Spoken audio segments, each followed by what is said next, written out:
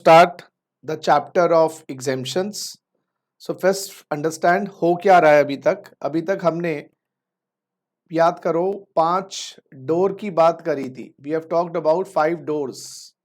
वो 5 डोर्स में देखिए अब कहाँ तक हमारी नॉलेज पहुंच चुकी है, जरा देखें. तो हमने ये कहा था कि जीएसटी में 5 डोर्स ओपन होंगे तो जीएसटी लागू हो जाएगा. पहला डोर था गुड्स या सर्विसेज होनी चाहिए या बोथ होनी चाहिए, गुड्स और सर्विसेज और बोथ. दूसरी बात taxable goods oblique taxable services होनी चाहिए. Taxable goods oblique taxable service. तीसरी बात टैक्सेबल टेरिटरी ऑफ इंडिया होनी चाहिए. Taxable territory of India. चौथी बात टैक्सेबल सप्लाई होनी चाहिए और टैक्सेबल पर्सन होना चाहिए. ये पांचों बातें पूरी हो जाएंगी तो जीएसटी लागू हो जाएगा. लेवी ऑफ जीएसटी क्रिएट हो जाएगा. लेवी ऑफ जीएसटी क्रिएट हो जाएगा. फिर किस दिन लागू होगा? वो टाइम ऑफ सप्लाई. किस वैल्यू पे लागू होगा? वो वैल्यू ऑफ सप्लाई. फिर रेट ऑफ सप्लाई. फिर प्लेस ऑफ सप्लाई. फिर लायबिलिटी. तो हमने टाइम ऑफ सप्लाई कर लिया, वैल्यू ऑफ सप्लाई कर लिया, रेट वो तो जो भी दिन के देखने हैं, प्लेस ऑफ सप्लाई कर लिया. अच्छा, टैक्सेबल गुड्स, गुड्स और सर्विस का मीनिंग सेक्शन 2 के अंदर है. 52 क्लॉज 102 शायद गुड्स और सर्विसेज का 252 102 और आर्टिकल 366 ऑफ द कॉन्स्टिट्यूशन में गुड्स और सर्विस का मीनिंग है. टैक्सेबल टेरिटरी का मतलब whole of India including JNK. Taxable supply का मीनिंग भी कर लिया. टैक्सेबल पर्सन कौन होता है ये पता चलेगा रजिस्ट्रेशन चैप्टर से. भाई जिसको रजिस्टर करवाने के सरकार ने फोर्स किया हुआ है वही तो जीएसटी लगाएगा. तो that is taxable person guys, that is taxable person. तो ये रजिस्ट्रेशन से करेंगे. हाँ जी, एक सेकेंड गाइस, एक सेकेंड. उसके बाद एक सेकेंड गाइस. हाँ, उसके बाद आज जो हम कर रहे हैं वो टैक्सेबल गुड्स और टैक्सेबल सर्विसेज क्या होता है, क्योंकि कुछ ऐसे गुड्स या सर्विसेज हैं जो एग्जेम्प्ट होते हैं. कुछ ऐसे गुड्स या सर्विसेज हैं जो एग्जेम्प्ट होते हैं. अच्छा, एग्जेम्प्ट गुड्स की लिस्ट याद करना मुश्किल ही नहीं, इम्पॉसिबल. इतने सारे गुड्स हैं जो एग्जेम्प्ट हैं. फिर भी 4 5 6 गुड्स बता दूंगा जो कॉमनली एग्जेम्प्ट होते हैं. लेकिन एग्जेम्प्ट सर्विसेज कौन कौन सी हैं वो करना इंपॉर्टेंट है. तो दोबारा रिपीट करूंगा. गुड्स और सर्विस का मीनिंग कर लिया. Taxable territory whole of India. Supply taxable कब होती है? सेक्शन 7 में हमने किया. टैक्सेबल पर्सन कौन होता है? रजिस्ट्रेशन चैप्टर में करेंगे. और टैक्सेबल गुड्स और टैक्सेबल सर्विसेज. टैक्सेबल गुड्स मतलब जो एग्जेम्प्ट नहीं होने चाहिए, जब जीएसटी लगेगा. अगर एग्जेम्प्ट कर दिए उनको आप सप्लाई करोगे तो जीएसटी कैसे लगेगा? और टैक्सेबल सर्विसेज का मतलब अब हम आज करने वाले हैं. तो टैक्सेबल गुड्स की लिस्ट याद करने की जरूरत नहीं है, बहुत सारे गुड्स हैं जो एग्जेम्प्ट है, लेकिन कुछ प्रमुख गुड्स मैं बीच बीच में आपको बता दूंगा. तो जो मैं अभी शुरू करवा रहा हूं आज, that is guys chapter number 10 exemptions. And what is 2 clause 47 says? 2 clause 47 says exempt supply means supply of goods or services or both which attracts nil rate of duty, जिसपे nil rate of GST है, or which may be wholly exempt under section 11 or under 6 of the IGST Act and includes non-taxable supply. तो exempt supply का मतलब ये है जो section 11 of this act या section 6 of the IGST Act में exempt कर दिया जाए. तो सेक्शन 11 में क्या लिखा है? Power to grant exemption from tax. Yes, section 11 में गवर्नमेंट के पास ये पावर है कि वो गुड्स और सर्विसेज को एग्जेम्प्ट कर पाए. और इसी श्रृंखला में गवर्नमेंट ने नोटिफिकेशन 12/2017 इशू की हुई है. ये नोटिफिकेशन 12/2017 सर्विसेज को एग्जेम्प्ट करती है. Services are exempt by this notification. Approx 50 के आसपास सर्विसेज हैं जो गवर्नमेंट ने एग्जेम्प्ट कर रखी. पहले हम पढ़ेंगे सारी, फिर मैं इसमें से इंपॉर्टेंट बात बता दूंगा कि कौन कौन सी इंपॉर्टेंट है जो आपको याद रखनी है। सो गाइस अप्रॉक्स 50 के आसपास सर्विसेज हैं जो गवर्नमेंट ने एग्जेम्प्ट कर रखी हैं। और क्यों कर रखी हैं? पब्लिक इंटरेस्ट, जनहित। जनहित में सूचना जारी ऐसे नहीं करते, है ना? जनहित, जनहित, जनहित ऐसे नहीं होता, जनहित। हाँ जी, जनहित में गवर्नमेंट ने एग्जेम्प्ट कर रखी है। आइए अब इन एग्जाम्पशंस को पढ़ने के लिए आपको बिल्कुल दिमाग साफ चाहिए। दिमाग साफ चाहिए मतलब एकदम फोकस्ड। कई जगह लिखा है सर्विसेज इन रिलेशन टू, यानी कि इससे आधारित सर्विसेज। कई जगह लिखा है, सुनना सुनना सुनना, कई जगह लिखा है सर्विसेज बाय, यानी कि अगर ये बंदा सर्विसेज प्रोवाइड करे तो एग्जेम्प्ट। कई जगह लिखा है, सुनो सुनो, सर्विसेज बाय, यहां पर भी बाय है, ठीक है? बस ये थोड़ा सा ध्यान देने वाली बात। कई जगह बाय, यहां पर भी बाय है, कई जगह लिखा है टू। तो बस ये देखना कि कहीं जगह लिखा है अगर ए बी को देगा तो एग्जेम्प्ट है, बी ए को देगा तो एग्जेम्प्ट नहीं है, ए बी को देगा तो एग्जेम्प्ट है, बी ए को देगा तो एग्जेम्प्ट नहीं है। कहीं जगह लिखा ना ए ना बी, रिलेटेड टू सी। तो पहली सर्विस जिसको सरकार ने इनकम टैक्स की ओहो जीएसटी से टैक्स फ्री कर रखा है वो है service in relation to cultivation of plants and rearing of all life form animals. क्या बोलूं मैं? Agriculture services. मैं हेडिंग डालता रहूंगा हर सर्विस की, एग्रीकल्चर सर्विसेज, खेती की सर्विसेज, किसान, हाँ, agriculture services, services in relation to cultivation of plants and rearing of all life form of animals. तो एग्रीकल्चर में आएगा cultivation of plants, cultivation of land, cultivation of land, and rearing of animals, animal husbandry, animal fishing, animal husbandry, हाँ, poultry farm, जी हाँ, dairy farm, fishing, ये भी agriculture में आएगा। लेकिन अगर आपने लोगों को इनकम टैक्स की बात याद हो, इनकम टैक्स में खेती में cultivation of land plus poultry farm, dairy farm, fishing सब आते हैं या खाली कल्टीवेशन ऑफ लैंड आता है? बताइए। हाँ, यहां पर एग्रीकल्चर का मीनिंग वाइड है। देखो एग्रीकल्चर में इनकम टैक्स भी नहीं है और एग्रीकल्चर पे जीएसटी भी नहीं है, लेकिन एग्रीकल्चर वहां पर मीनिंग है खाली लैंड की कल्टीवेशन। यहां पर कल्टीवेशन ऑफ द लैंड के साथ animal husbandry, poultry farm, dairy farm, fishing. क्या लिखा है? Services in relation to cultivation of plants. ये नहीं लिखा कौन प्रोवाइड कर रहा है, ये नहीं कह रहा कौन रिसीव कर रहा है, services in relation to cultivation of plants. तो कल्टीवेशन ऑफ प्लांट के माध्यम से अगर सर्विसेज हैं तो कैसे होगी? और जानवर पालन व्यवसाय, जानवर पालन, जानवर पालन, हाँ जी, जीव जंतु, रियरिंग ऑफ हॉर्सेस, घोड़ा पालन व्यवसाय नहीं। घोड़ों को कहां पाला जाता है? गधों को नहीं।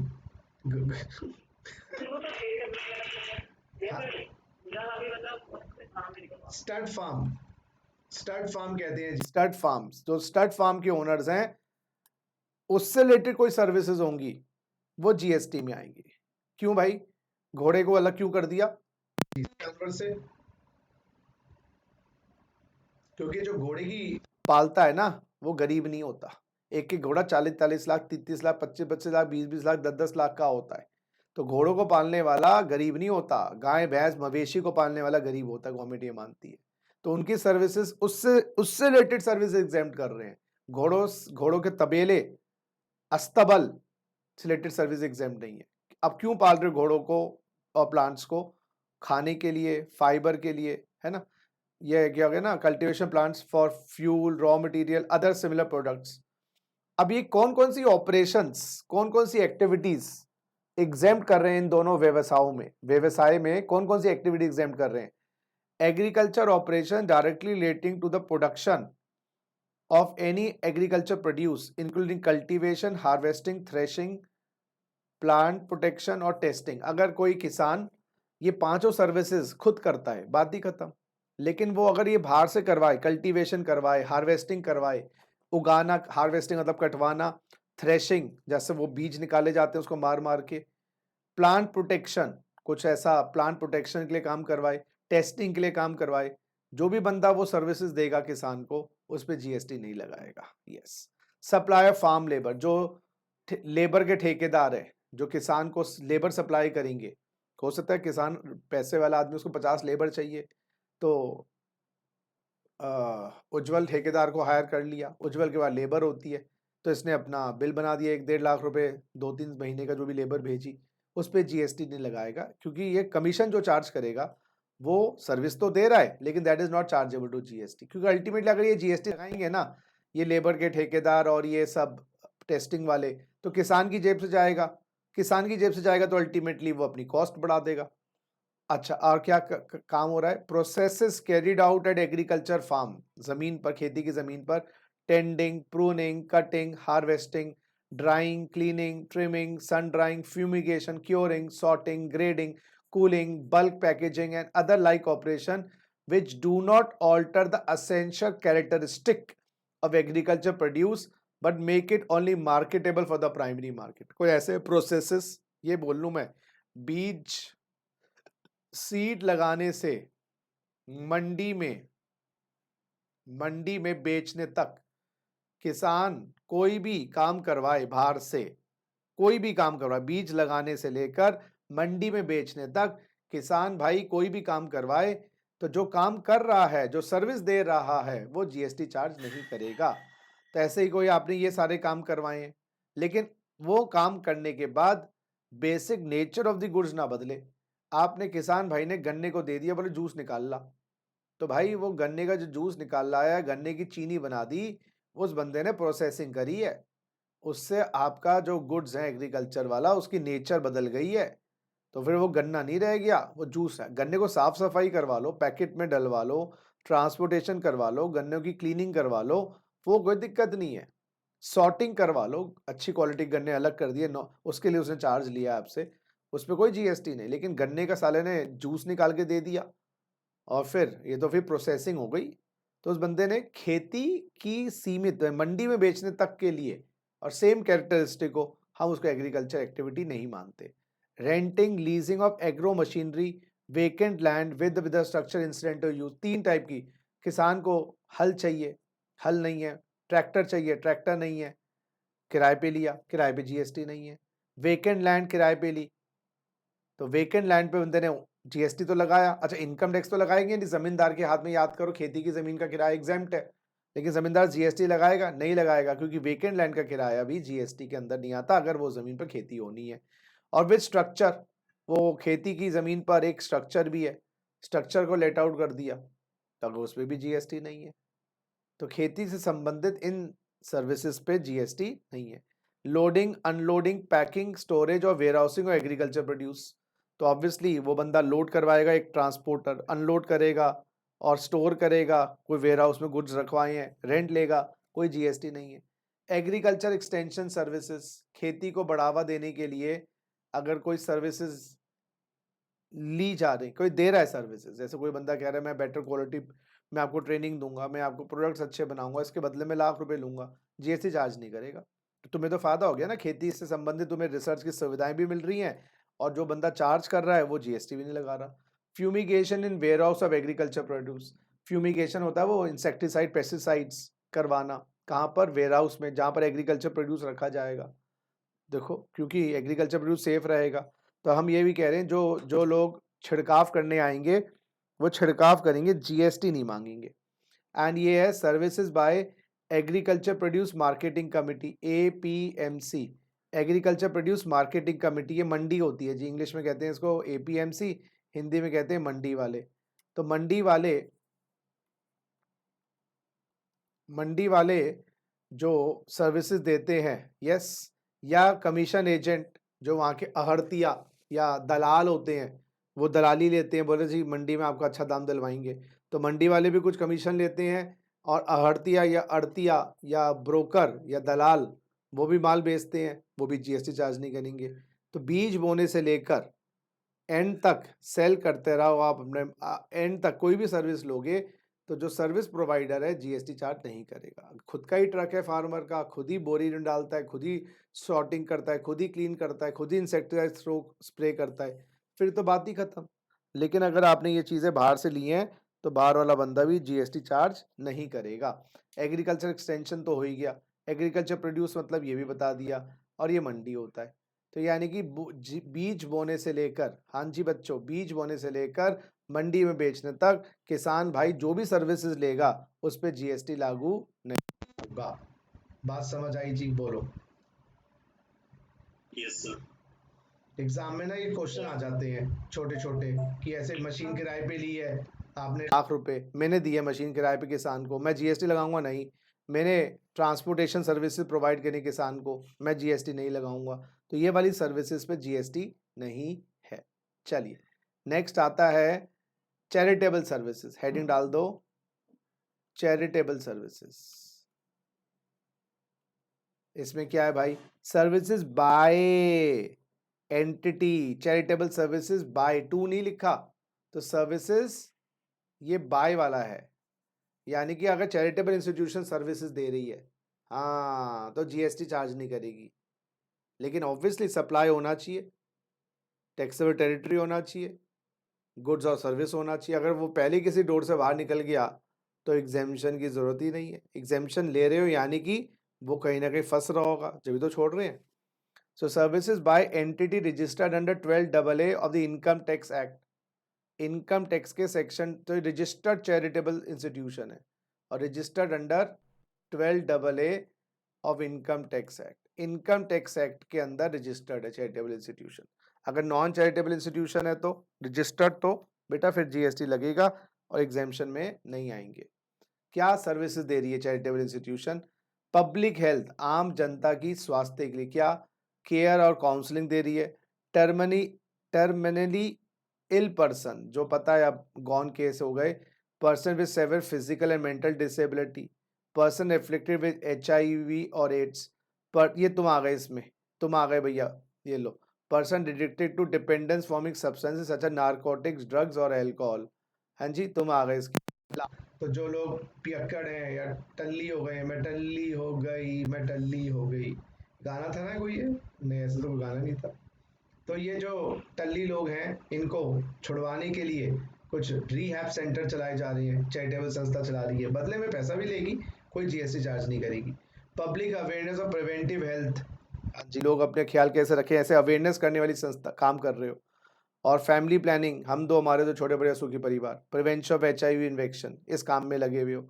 रिलीजन की एडवांसमेंट, हाँ, हिंदू धर्म, मुस्लिम धर्म, सिख धर्म, ईसाई धर्म, बौद्ध धर्म, धर्म के ऊपर भी कोई संस्था बनी हुई है। स्पिरिचुअलिटी के ऊपर संस्था बनी हुई है। योगा से होगा, बाबा रामदेव की जय, तो बाबा रामदेव का शक्ति, वो योगपीठ, वो योगा की सर्विसेज दे रहे हैं। स्पिरिचुअल सर्विसेज मैं दे रहा हूँ आपको, भक्त नहीं। Hey guys, our soul soul soul. और रिलीजन धर्म हो गया, तो जो धर्म का प्रचार करें, धर्म की सर्विसेज दे रही चैरिटेबल संस्था। स्पिरिचुअलिटी की लिए कोई अलोम वलोम, वो योगा में आ गए वो तो। बाकी मेडिटेशन है वो स्पिरिचुअलिटी में आ गया। एडवांसमेंट ऑफ एजुकेशनल प्रोग्राम और स्किल डेवलपमेंट, शिक्षा या स्किल डेवलपमेंट प्रोग्राम कोई चैरिटेबल इंस्टीट्यूशन चलाए, किसके लिए? एबंडेंट ऑर्फन होमलेस चिल्ड्रन, बेघर बच्चों के लिए, अनाथ बच्चों के लिए। फिजिकली और mentally abused and traumatised person, जो लोग किसी ट्रॉमा से निकले हैं उनके लिए, या ट्रॉमा में है, या फिजिकली और मेंटली अब्यूज्ड, जिनका शोषण हुआ है, उन बच्चों के लिए एजुकेशन। कैदियों की एजुकेशन के लिए, या person over the age of 65 years residing rural area, 65 साल से ऊपर बुढ़े के लिए जो ग्रामीण इलाके में है, उसके लिए शिक्षा संबंधी कुछ काम चलाएं, शिक्षा संबंधी प्रोग्राम चलाएं, उसको भी चैरिटेबल सर्विस माना। क्योंकि charitable service by charitable institution, दोनों बातें होनी चाहिए। अगर नॉन चैरिटेबल सर्विस है, नॉन चैरिटेबल सर्विस यानी कवर्ड नहीं है, नॉन चैरिटेबल सर्विस है तो जीएसटी लग जाएगा। नॉन चैरिटेबल है या नॉन चैरिटेबल सर्विस तो है बट नॉन रजिस्टर्ड एंटिटी है, फिर जीएसटी लग जाएगा। तो यानी कि अगर चैरिटेबल सर्विसेज चैरिटेबल इंस्टीट्यूशन चलाए तो वो एग्जेम्प्ट है। यस, अब नीचे क्या दिया हुआ है? ये बस रूरल एरिया का मीनिंग दिया हुआ है। बोलो जी, बात समझ आई नहीं आई? तो charitable service charitable registered entity, एक जगह भी चैरिटेबल सर्विस नहीं है या चैरिटेबल एंटिटी नहीं है तो टैक्सेबल हो जाएगी सर्विस। बोलो जी। अच्छा, अगर एक company secretary registered charitable institution को सर्विस दे तो चार्ज करेगा। यहाँ पर बाय लिखा है, तो charitable services by registered charitable institutions are exempt from GST. एक registered charitable services, charitable services by registered charitable trust is exempt. Unregistered charitable entity है या रजिस्टर्ड तो है लेकिन उसकी सर्विसेज ये वाली नहीं है, उसके अलावा है, दैट विल बी टैक्सेबल। कोई धर्मशाला चला रहे हैं तो धर्मशाला की बात तो इधर लिखी नहीं है, पब्लिक हेल्थ लिखा है यानी कि दवा दारू की बात है, या अवेयरनेस की बात लिखी है वो भी इसके लिए है, स्पिरिचुअलिटी या उसके लिए है। ठीक है, ये हो गया जी। तीसरा है doctor services, health services. Health services देखना जरा, हेल्थ सर्विसेज आइए, services by way of health care services. अब हेल्थ केयर सर्विसेज में क्या आता है, पढ़ो जरा, पढ़ो पढ़ो, हेल्थ केयर सर्विसेज को पढ़ो प्लीज, पढ़िए हेल्थ केयर सर्विसेज पढ़िए।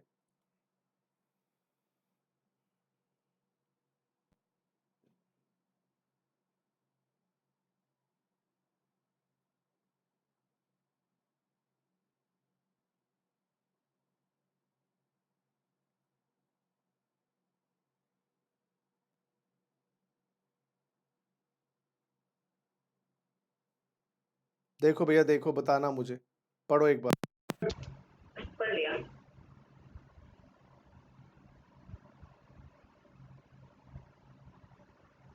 अब इसमें तो जल्दी नहीं है, आराम आराम से पढ़ो उसको।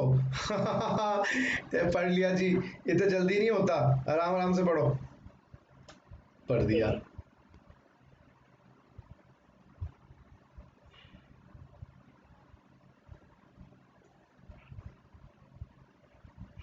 पढ़ दिया।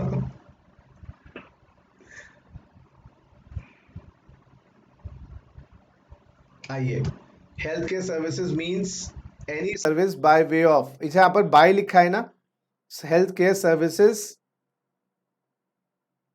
एक सेकेंड गाइस, बाय, तो सर्विसेज बाय लिखा है, डॉक्टर्स है ना, तो अगर टू लिखा होगा तो एग्जाम नहीं है। तो अगर chartered account company secretary doctor को प्रोफेशनल एडवाइस दे, आर्किटेक्ट प्रोफेशनल एडवाइस दे, इंटीरियर डेकोरेटर दे डॉक्टर को, चार्ज करेगा।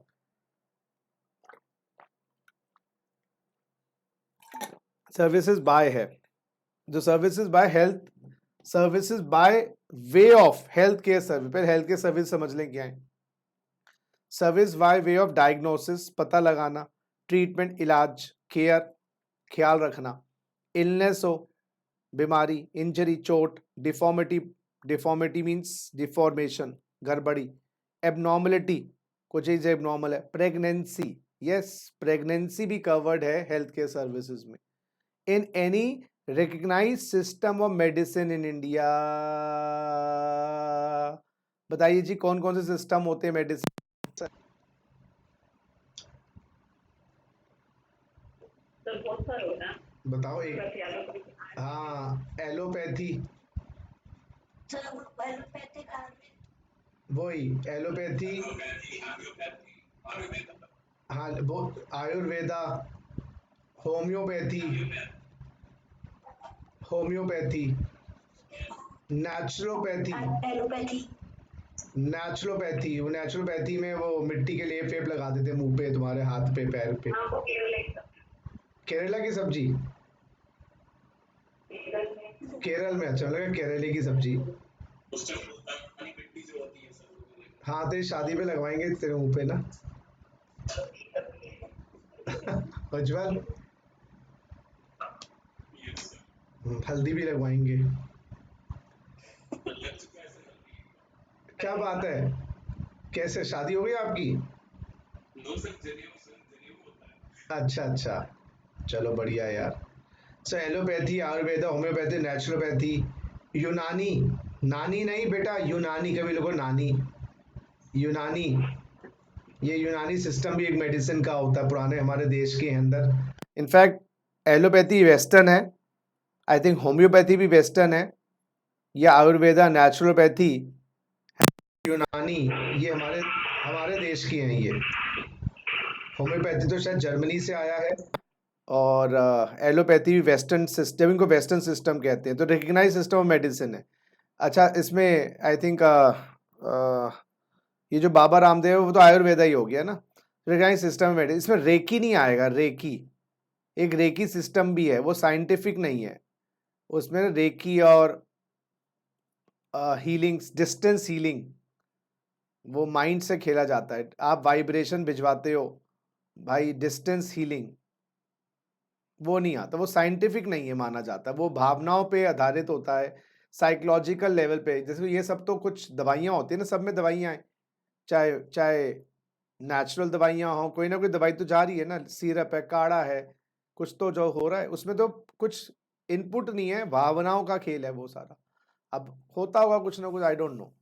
सो डिस्टेंस हीलिंग, रेकी, ये सब नहीं है। अच्छा, include services recognised system of medicine in India, India में जो recognised, and include services by way of transportation of patient to and from clinical establishment, यानी कि एम्बुलेंस सर्विसेज भी आ गई। तो अगर कोई हेल्थ केयर सर्विस में एम्बुलेंस सर्विसेज दे रहा है तो एम्बुलेंस सर्विसेज के ऊपर भी जीएसटी नहीं है, ठीक है। Does not include hair transplant और कॉस्मेटिकल प्लास्टिक सर्जरी। हाँ, हेल्थ केयर सर्विसेज यानी कि हेयर ट्रांसप्लांट करवाए, कॉस्मेटिक प्लास्टिक सर्जरी करवाई तो जीएसटी लगेगा।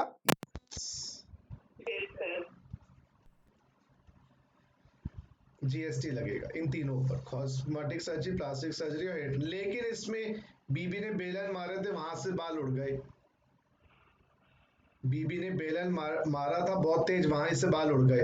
तो लिखा है ना, except one undertaken to restore और रिकंस्ट्रक्ट एनाटॉमी और function of the body affected due to congenital defects. Congenital means birth defect था, बचपन से बाल ही नहीं आए उसके, बर्थ डिफेक्ट था, बचपन से बाल ही नहीं आए। डेवलपमेंट एबनॉर्मलिटी, जैसे जैसे बढ़ता रहा वैसे वैसे कुछ प्रॉब्लम आती रही। डेवलपमेंट एबनॉर्मलिटीज, इंजरी, इंजरी की मैंने बात बताई थी आपको, बीबी ने बेलन मारा था तो इसलिए मुंह टेढ़ा हो गया और कॉस्मेटिक प्लास्टिक सर्जरी करवानी पड़ी, इंजरी थी। किसकी सर? हाँ जी, बोला किसका? किसका? जिसका जिसकी बीबी थी जिसकी बीबी थी उसका मुंह उसका टेढ़ा हुआ था तो इंजरी थी उसको। तो अब क्योंकि ये क्लास कॉस्मेटिक प्लास्टिक सर्जरी है, ये इंजरी के कारण हुई है, यानी कि ये जो हेयर ट्रांसप्लांट और कॉस्मेटिक है ये नेचुरली करवा रहे हो आप, not under any defect, not. अच्छा, ट्रॉमा, या ट्रॉमा था। अब ट्रॉमा में क्या होता है, जैसे तेरे नाम हमने किया है जिंदगी भर का सारा गम, ये गम था, नाम था, पता नहीं क्या था, तो वो ट्रॉमा है कोई ऐसा, तो फिर आप हेयर ट्रांसप्लांट, कॉस्मेटिक प्लांट, वो नेसेसिटी हो गई ना। तो अगर बात से 60 साल के हो गए हो, अब हेयर ट्रांसप्लांट कह रहे हो, बुढ़ापे में वो बूढ़ी थोड़ा पला लगाम, अब तुम्हें जवानी निकल रही है तुम्हारी 60 साल की उम्र में, अब तुम हेयर ट्रांसप्लांट करवा रहे हो, फिर तो वो नेचुरली है, मतलब फिर तो कोई प्रेशर तो था नहीं। या आप 60 साल की उम्र में किसी शादी नहीं करी, क्या मैं सुंदर लगना चाहता हूँ, तो भाई तो बस 60 साल की उम्र में बुढ़े, लेकिन ठीक है, अब भाई लाइफ की है, तो वो एबनॉर्मलिटी के कारण है, इंजरी के कारण है, ट्रॉमा के कारण है, फिर तो एग्जेम्प्ट है। तो इसलिए हेयर ट्रांसप्लांट, प्लास्मेटिक और प्लास्टिक सर्जरी चेक कर लेना भाई, क्या क्या इन चार के कारण defect, birth defect, development abnormality, जैसे बढ़ते रहे जो एबनॉर्मल चीजें होती रही, इंजरी के कारण है या ट्रॉमा के कारण है। अगर इन चारों में से कोई रीजन नहीं है, इन चारों में से कोई रीजन है, फिर हेयर ट्रांसप्लांट करवाना, फिर आपका कॉस्मेटिक प्लास्टिक सर्जरी करवाना टैक्सेबल होगा, जीएसटी लगेगा। डॉक्टर जो है ना, ऑब्वियसली फिर वो जीएसटी लगाएगा, इस बात को याद रखना। तो ये हेल्थ केयर सर्विसेज है। अब हेल्थ केयर सर्विस कौन प्रोवाइड कर रहा है, पढ़े जरा, health care services by clinical establishment. अब ये सर्विसेज जो थी कौन दे रहा है, हॉस्पिटल दे रहा है, नर्सिंग होम दे रहा है, क्लिनिक दे रहा है, सैनिटोरियम दे रहा है, एनी अदर इंस्टीट्यूशन, तो डॉक्टर क्लिनिक दे रहा है, हॉस्पिटल दे रहा है। अब उसमें ऑब्वियसली वो चीजें तो वही आ गई। तो ये कौन दे रहा है? हॉस्पिटल दे रहा है, नर्सिंग होम दे रहा है, होम दे रहा है, डिस्पेंसरी हो गया, डिस्पेंसरी वर्ड नहीं है इधर, डिस्पेंसरी हो गया, आगे ना वट एवर नेम कॉल्ड। तो ये डिस्पेंसरी वाले ये वाली सर्विसेज दे रहे। कौन सी सर्विसेज? जो मैंने अभी बताई, डायग्नोसिस, ट्रीटमेंट और केयर। पता लगाना, ट्रीटमेंट, केयर, तीनों ही होता है। पहले पता लगाते हैं बीमारी को, फिर इंजेक्शन ठोकते हैं, फिर उसके ऊपर रुई लगाते हैं। तो पहले पता लगाएं, इंजेक्शन, और फिर केयर। वो तो एक छोटा सा पार्ट हो गया ना, कभी का केयर महीने भी चलती है। तो उस केस में भी इलनेस, इंजरी, डिफॉर्मिटी, एबनॉर्मलिटी। हाँ जी, इलनेस हो, कोई बीमारी हो, कोई चोट हो, कोई डिफॉर्मिटी हो, प्रेगनेंसी हो। हाँ जी, नेक्स्ट। अच्छा, अब या ऑथराइज मेडिकल प्रैक्टिशनर दे रहा हो। अच्छा, कोई क्लिनिक नहीं है, कोई डॉक्टर दे रहा हो। ऑथराइज मेडिकल प्रैक्टिशनर क्या?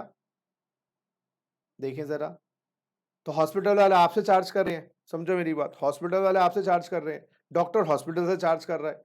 तो ना डॉक्टर चार्ज करेगा जीएसटी हॉस्पिटल से, ना हॉस्पिटल आपसे चार्ज करेगा, समझो ना मेरी बात। लेकिन कॉस्मेटिक सर्जन है और हॉस्पिटल आपसे चार्ज कर रहे हैं, तो वो जीएसटी लगाएंगे अगर ये चारों केस ना हो। और कॉस्मेटिक सर्जन हॉस्पिटल से चार्ज करेगा। तो इसलिए तो लिख दिया, हॉस्पिटल हो या मेडिकल, ऑथराइज मेडिकल प्रैक्टिशनर कौन?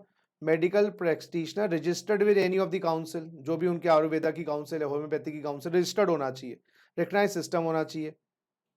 हाँ जी, includes medical profession having requisite qualification to practise a medical practitioner registered with any of the council of the recognized system of medicine established or recognized by law in India, and includes medical professional having requisite qualification to practice in any recognized system of medicine in India as per any law. दो बंदे कैसे बता? Authorized medical practitioner means medical practitioner registered with any of the council, includes a medical। अच्छा, ये दोनों doctor हो गए। ये वाला डॉक्टर तो एम्प्लॉय वाला डॉक्टर है, और ये प्रैक्टिस कर रहा है, ये वो अपना ओन वाला, ओन सेटअप, ओन क्लिनिक वाला डॉक्टर है।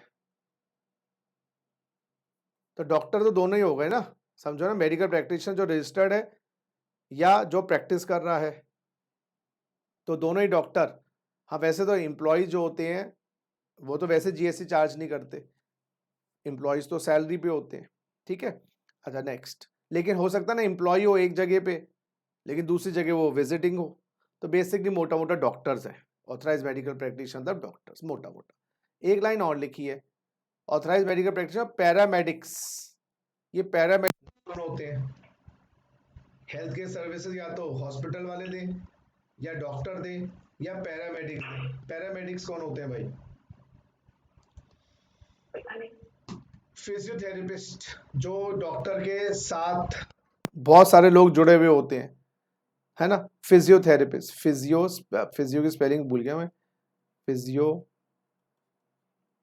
थेरापिस्ट जो भी है, फिजियोथेरेपिस्ट। तो फिजियोथेरेपिस्ट जो होता है वो पैरामेडिक्स में आ गया। आइए, और ये क्या कह रहे हैं? Service provided by way of transportation of patient, ambulance other than a. अच्छा, ये एम्बुलेंस सर्विसेज हैं सर, आ तो गए थे एम्बुलेंस। ये एम्बुलेंस सर्विसेज बाय इंडिपेंडेंट, जैसे A limited, B limited, independence ambulance service चला रही है, वो ना डॉक्टर है, वो एक बिजनेसमैन है। इंडिपेंडेंट, यस, इंडिपेंडेंटली बाय ए लिमिटेड। तो हम ये कह रहे हैं भाई तेरी सर्विसेज भी एग्जेम्प्ट है। पहले क्या होता था, एम्बुलेंस सर्विसेज हॉस्पिटल की हो, एम्स की या अपोलो की या किसी नर्सिंग होम की, वो एग्जेम्प्ट होती थी, उसके चार्ज पे जीएसटी। लेकिन क्या होता है, कहीं के बार होटल हॉस्पिटल वाले खुद एम्बुलेंसेज मेंटेन करें, खुद रखें, खुद ड्राइवर हायर करें। इससे अच्छा मार्केट में बहुत सारे एम्बुलेंस चलाने वाले कंपनीज हैं, उनको आउटसोर्स कर देती है काम, बदले में वो 2 लाख, 4 लाख, 6 लाख, 10 लाख, 15 लाख जो भी है तब साल का ले लेती हैं। और अच्छा, उस बहाने ना ड्राइवर को नियुक्त करना तुम्हें, ना तुम्हें मेंटेन करनी एम्बुलेंस, ना पेट्रोल डलवाना, वो अपने आप आपको हर महीने बिल कर देंगे। तो वो जो बिलिंग कर रहे हैं एम्बुलेंस सर्विसेज हॉस्पिटल वालों को, उस पर भी जीएसटी नहीं, और हॉस्पिटल वाले जो क्लाइंट को, कस्टमर को, या मैं बोलूं पेशेंट को बिल कर रहे हैं, उस पर भी जीएसटी नहीं। तो पहले ये पॉइंट बी लिखा नहीं होता था तो उनकी सर्विस टैक्सेबल होने लग गई थी। तो कहीं ना कहीं वो हॉस्पिटल की मदद ही कर रहे हैं, तो वो भी सेवा ही कर रहे हैं देश की, तो इसलिए गवर्नमेंट ने उसको भी एग्जेम्प्ट कर दिया। बोलो बात समझ आई नहीं आई? Yes sir. तो हॉस्पिटल वालों की अपनी एम्बुलेंस सेवा हो, वो जीएसटी चार्ज नहीं करेंगे। हॉस्पिटल वाले बाहर से लेकर दें, आपसे चार्ज करेंगे, कुछ ना कुछ तो करेंगे, उस पर भी जीएसटी नहीं। लेकिन बाहर वाली एजेंसीज हॉस्पिटल से चार्ज करें, डॉक्टर से चार्ज करें, उस पर भी जीएसटी नहीं है। तो पूरा मेडिकल प्रोफेशन जीएसटी के दायरे से बाहर है, except cosmetic surgery, plastic surgery और हेयर ट्रांसप्लांट, और वो भी अगर इंजरी, डिफॉर्मिटी, एबनॉर्मलिटी, ट्रॉमा के कारण हो तो वो भी एग्जेम्प्ट है। आइए, फोर्थ है बिजली गिराने मैं हूं आया, कहते हैं मुझको हवा हवाया। ट्रांसमिशन और डिस्ट्रीब्यूशन ऑफ बिजली, बिजली की ट्रांसमिशन पर जीएसटी नहीं है। तो ये जैसे दिल्ली की बात करें, बीएससीएस, एनडीपीएल, एनडीपीएल, दिल्ली की बात करें बीएससीएस, एनडीपीएल, कोई इन पर जीएसटी नहीं है। तो बिजली के बिल पर इलेक्ट्रिसिटी टैक्सेस होते हैं, और ये एनडीपीएल वाले बिजली दे रहे हैं आपको। हाँ जी, एक सेकंड गाइस। तो गाइस, बिजली की वितरण, बिजली का डिस्ट्रीब्यूशन, सप्लाई है, लेकिन उसको हम टैक्सेबल नहीं मानेंगे क्योंकि उस पर इलेक्ट्रिसिटी टैक्सेस होते हैं। बिल को चेक करना, इलेक्ट्रिसिटी टैक्सेस होते हैं। तो बिजली के वितरण पर जीएसटी नहीं है। आइए, पांचवा है जी hotel services. Hotel hotel hotel, गर्मा गर्म पानी ले लीजिए, गर्म गर्म पानी ले लीजिए, गर्म गर्म पानी से नहा लीजिए। Services of hotel in, guest house, club, camp site, any name called. हाँ, उसको आप रिजॉर्ट कह लो, होटल कह लो, गेस्ट हाउस कह लो, इन कह लो, कुछ भी कह लिए। फॉर रेजिडेंशियल और लॉजिंग पर्पस, ऑब्वियसली कबड्डी खेलने को जाएंगे उसमें। फॉर रेजिडेंशियल और lodging purpose having declared tariff of a unit of accommodation up to, below or up to 1000 per day equivalent. Declared tariff का मतलब all amenities provided in the unit of the accommodation given on rent for stay, जिसमें furniture, air conditioner, refrigerator और any other, खाना पीना भी आ जाता है, without excluding discount. अच्छा, तो ये रूम रेंट जो है ना होटल का, उस पर भी जीएसटी है। लेकिन रूम रेंट अगर 1000 रुपए तक है, रूम रेंट 1000 रुपए तक है, रूम रेंट अगर 1000 रुपए तक है तो जीएसटी नहीं है। आइए जरा देखें पांचवा पॉइंट, आइए जरा देखें पांचवा पॉइंट। तो भैया अगर तुम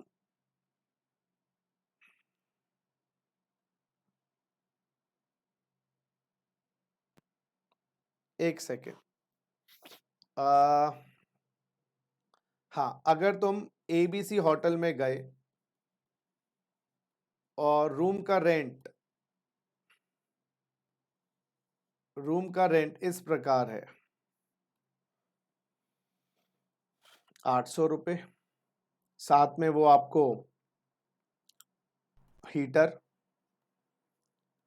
200 रुपये, बेडिंग, एक्स्ट्रा बेडिंग भी दे रहे हैं, चुन्नू मुन्नू गए ना तुम्हारे साथ, एक्स्ट्रा बेडिंग दे रहे हैं 100 रुपये, 1100 रुपये का रेंट है, 1100 रुपये का रेंट बना पर डे। और आपको डिस्काउंट दे रहे हैं, यस, उन्होंने कहा चलो हम आपको डिस्काउंट देंगे 150 रुपये का, 950 पर डे का रेंट है। बताइए जीएसटी लगेगा नहीं लगेगा? पढ़ के बताइए, विल जीएसटी अप्लाई और नॉट?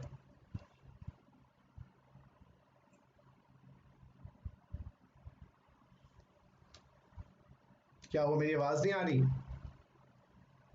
सर आ रही है बट अभी थोड़ी देर पहले बहुत ज्यादा ब्रेक हुआ। अच्छा, लो जी, अब ठीक हो गई। वो मैंने अपना माइक हटा देता हूँ जब हो जाती है। अब सारा ठीक हो गई होगी। एक बार चैट बॉक्स में कंफर्म करो जरा, चैट बॉक्स में कंफर्म करो। माइक हटाना पड़ता है ना आपकी सुनने के लिए, फिर जब भी खराब हो जाती है।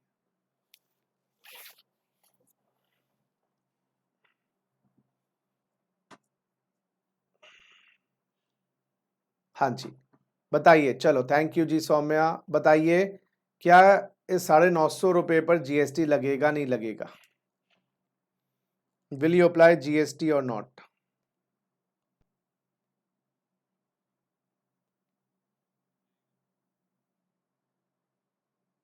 विल यू अप्लाई जीएसटी और नॉट? लगेगा, जरा चेक करते हैं इसमें ना, बिना डिस्काउंट इंक्लूड किए टैरिफ देखना है। हाँ, बिना डिस्काउंट इंक्लूड किए टैरिफ देखना है, बिना डिस्काउंट इंक्लूड करे टैरिफ देखना है। तो डिक्लेयर टैरिफ मतलब ऑफिशियली बिना डिस्काउंट वो 1000 का बैठना चाहिए, ठीक है? तो जीएसटी तो लगेगा, क्योंकि डिक्लेयर टैरिफ जो है ना वो 1000 रुपये है, तो जीएसटी इज एप्लीकेबल। तो जीएसटी एप्लीकेबल, बिकॉज पहली बात, declare tariff, yes my dear friends, declare tariff is greater than 1000, up to 1000 नहीं है। अच्छा, कितने पे जीएसटी लगेगा ये भी बता दो। मान लो 18% जीएसटी है, कितने पे लगेगा ये भी बता दो। 18% जीएसटी है बाबा, कितने पे लगेगा ये भी बता दो।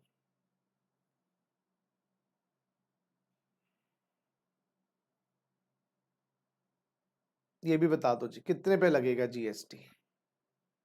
हैं 100 रुपए पे?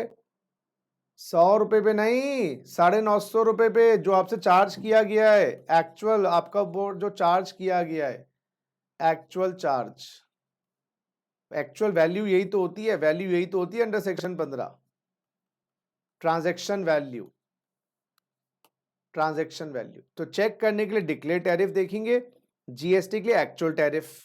अच्छा, जीएसटी के लिए एक्चुअल टैरिफ देखेंगे, जीएसटी के लिए एक्चुअल टैरिफ देखेंगे। हाँ, और चेक करने के लिए डिक्लेयर टैरिफ बिना डिस्काउंट के, ठीक है ना? चलिए आइए, जरा आइए, बस ये हो गया जी होटल का, होटल का भी काम करता हूं। आइए, नेक्स्ट सर्विस है services by way of transfer of going concern as a whole और independent part thereof. Services by transfer of a going, चलता हुआ बिजनेस, चलती का नाम गाड़ी, चंदू के चाचा ने चलता हुआ हुआ बिजनेस ट्रांसफर कर दिया, तो आपने उसको सर्विसेज दी ना, services by way of transfer of going concern as a whole और इंडिपेंडेंट पार्ट देयर ऑफ। तो चलता हुआ बिजनेस किसी को दे दिया, बदले में आपने उसको, बदले में 5 लाख 6 लाख रुपए लिए, तो वो उस पे आपको जीएसटी नहीं लगाना। तो seller of business will not charge GST on selling of the business as a going concern, as a going concern, चलता हुआ business, running business, running business. तो रनिंग बिजनेस को किसी को दे दिया तो आपने उसको बिजनेस दे दिया ना, तो it is not treated as a taxable taxable transaction. Next 6 देखना जरा, services by way of renting of residential dwelling for use a residence, residential house, जरा देखें 6th पॉइंट। आइए जरा भैया, हाउस आपका रेजिडेंशियल है, ठीक है, और लेट आउट किया है रेजिडेंशियल पर्पस के लिए, जीएसटी है या नहीं है प्लीज बताइएगा। तो क्या उसका जो किराया है, किराया जो रेंट है, उस पर जीएसटी है या नहीं? नहीं है। नहीं। अच्छा, रेजिडेंशियल हाउस है, लेकिन non residential, factory godown showroom के लिए दिया है, बस ऑब्वियसली 4 डोर्स और ओपन हो गए होंगे, ऑब्वियसली 4 डोर्स ओपन हो गए होंगे कि टैक्सेबल सप्लाई भी होना चाहिए, आप टैक्सेबल पर्सन भी होने चाहिए, लेकिन अगर टोटल टर्नओवर ही आपकी 20 लाख से कम है तो रजिस्टर्ड ही नहीं हो, वो सब चीज़ें नहीं। अच्छा, नॉन रेजिडेंशियल हाउस है या कॉमर्शियल हाउस है, कॉमर्शियल फैक्ट्री, कॉमर्शियल बिल्डिंग, लो जी कॉमर्शियल है जी, और उसको आपने रेजिडेंशियल पर्पस के लिए दे दिया, उसको आपको आपने रेजिडेंशियल पर्पस के लिए दे दिया, बताओ भैया। है। has just नहीं है जी, हाँ बिल्कुल है जी, सॉरी है, क्योंकि रेजिडेंशियल हाउस रेजिडेंशियल पर्पस दोनों में रेजिडेंस। अच्छा, कॉमर्शियल कॉमर्शियल पर्पस के लिए दिया है, है। बिल्कुल। तो अब आप बात समझ लो कि भाई रेजिडेंशियल पर्पस के लिए दिया, जैसे रहने वाला घर रहने के लिए दिया, जैसे घर में आप रहते हो वो रेजिडेंशियल है ना, कॉमर्शियल नहीं है। लेकिन फैक्ट्री की बिल्डिंग है वो कॉमर्शियल है, उसमें रूम्स निकाल रखे हैं, तो बेटर ना वो टैक्सेबल होगा, जीएसटी लगेगा। लेकिन बाकी फैक्टर्स रहे, एग्जेम्पशन नहीं लगेगी, सीधी सी बात है। जीएसटी लगेगा नहीं लगेगा ये, अब इसको बेटर रहेगा ना कि एग्जेम्प्ट होगा नहीं होगा, सीधी सी बात है। मतलब आप समझ लो, जीएसटी है नहीं है वो तो अलग बात है, बस क्या वो एग्जेम्प्ट होगा नहीं होगा। तो better approach would have been whether it is exempt, it is exempt, tick, बाकी क्रॉस। समझने की कोशिश करो मैं क्या क्या चाह रहा हूं। लेकिन बाकी भी जीएसटी लगेगा प्रोवाइड अदर कंडीशंस पूरी हो जाए। एग्जाम में पूछ के आ रहे हैं whether it is exempt, तो येस और नो फिर अलग हो जाएगा, whether it is taxable yes और नो अलग हो जाएगा। पॉइंट को पकड़ना। नेक्स्ट नेक्स्ट बच्चों, ये आ गया जी रिलीजियस सर्विसेज। इसको क्या बोलूं मैं, रिलीजियस चैरिटेबल, तो मैं इसको religious and charitable services, religious and charitable services. Sir वो चैरिटेबल ट्रस्ट था ना, ये चीज अलग है, वो सर्विसेज बाय चैरिटेबल इंस्टीट्यूशंस थी। ये क्या है sir, services by a person by way of, सुनो, कंडक्ट ऑफ रिलीजियस सेरेमनी। कौन आया इसके अंदर, services by way of a person conduct of religious ceremony, कौन आया इसमें, कौन आया बंदा वो जो सर्विसेज दे रहा है? पुजारी सर, हाँ पुजारी। हाँ, यजमान 11 रुपए निकालो, और शनि की दशा बुध पर पड़ने के प्रकोप के कारण आपका मानसिक संतुलन हिल गया है। तो ये जो रिलीजियस सेरेमनी करवाते हैं, मुंडन है, इसको प्रीस्ट कह लीजिए, प्रीस्ट, फादर, मौलवी, मौलवी एक्सेट्रा। तो ये जो भी रिलीजियस सेरेमनीज करवाते हैं, मुंडन है, जन्म मृत्यु है, उसके जो भी वो चार्ज लेते हैं, है ना, शादी के लिए फेरे लेते हैं, या फादर चर्च में कुछ कंसिडरेशन लेते हैं, उस पर कोई जीएसटी नहीं है।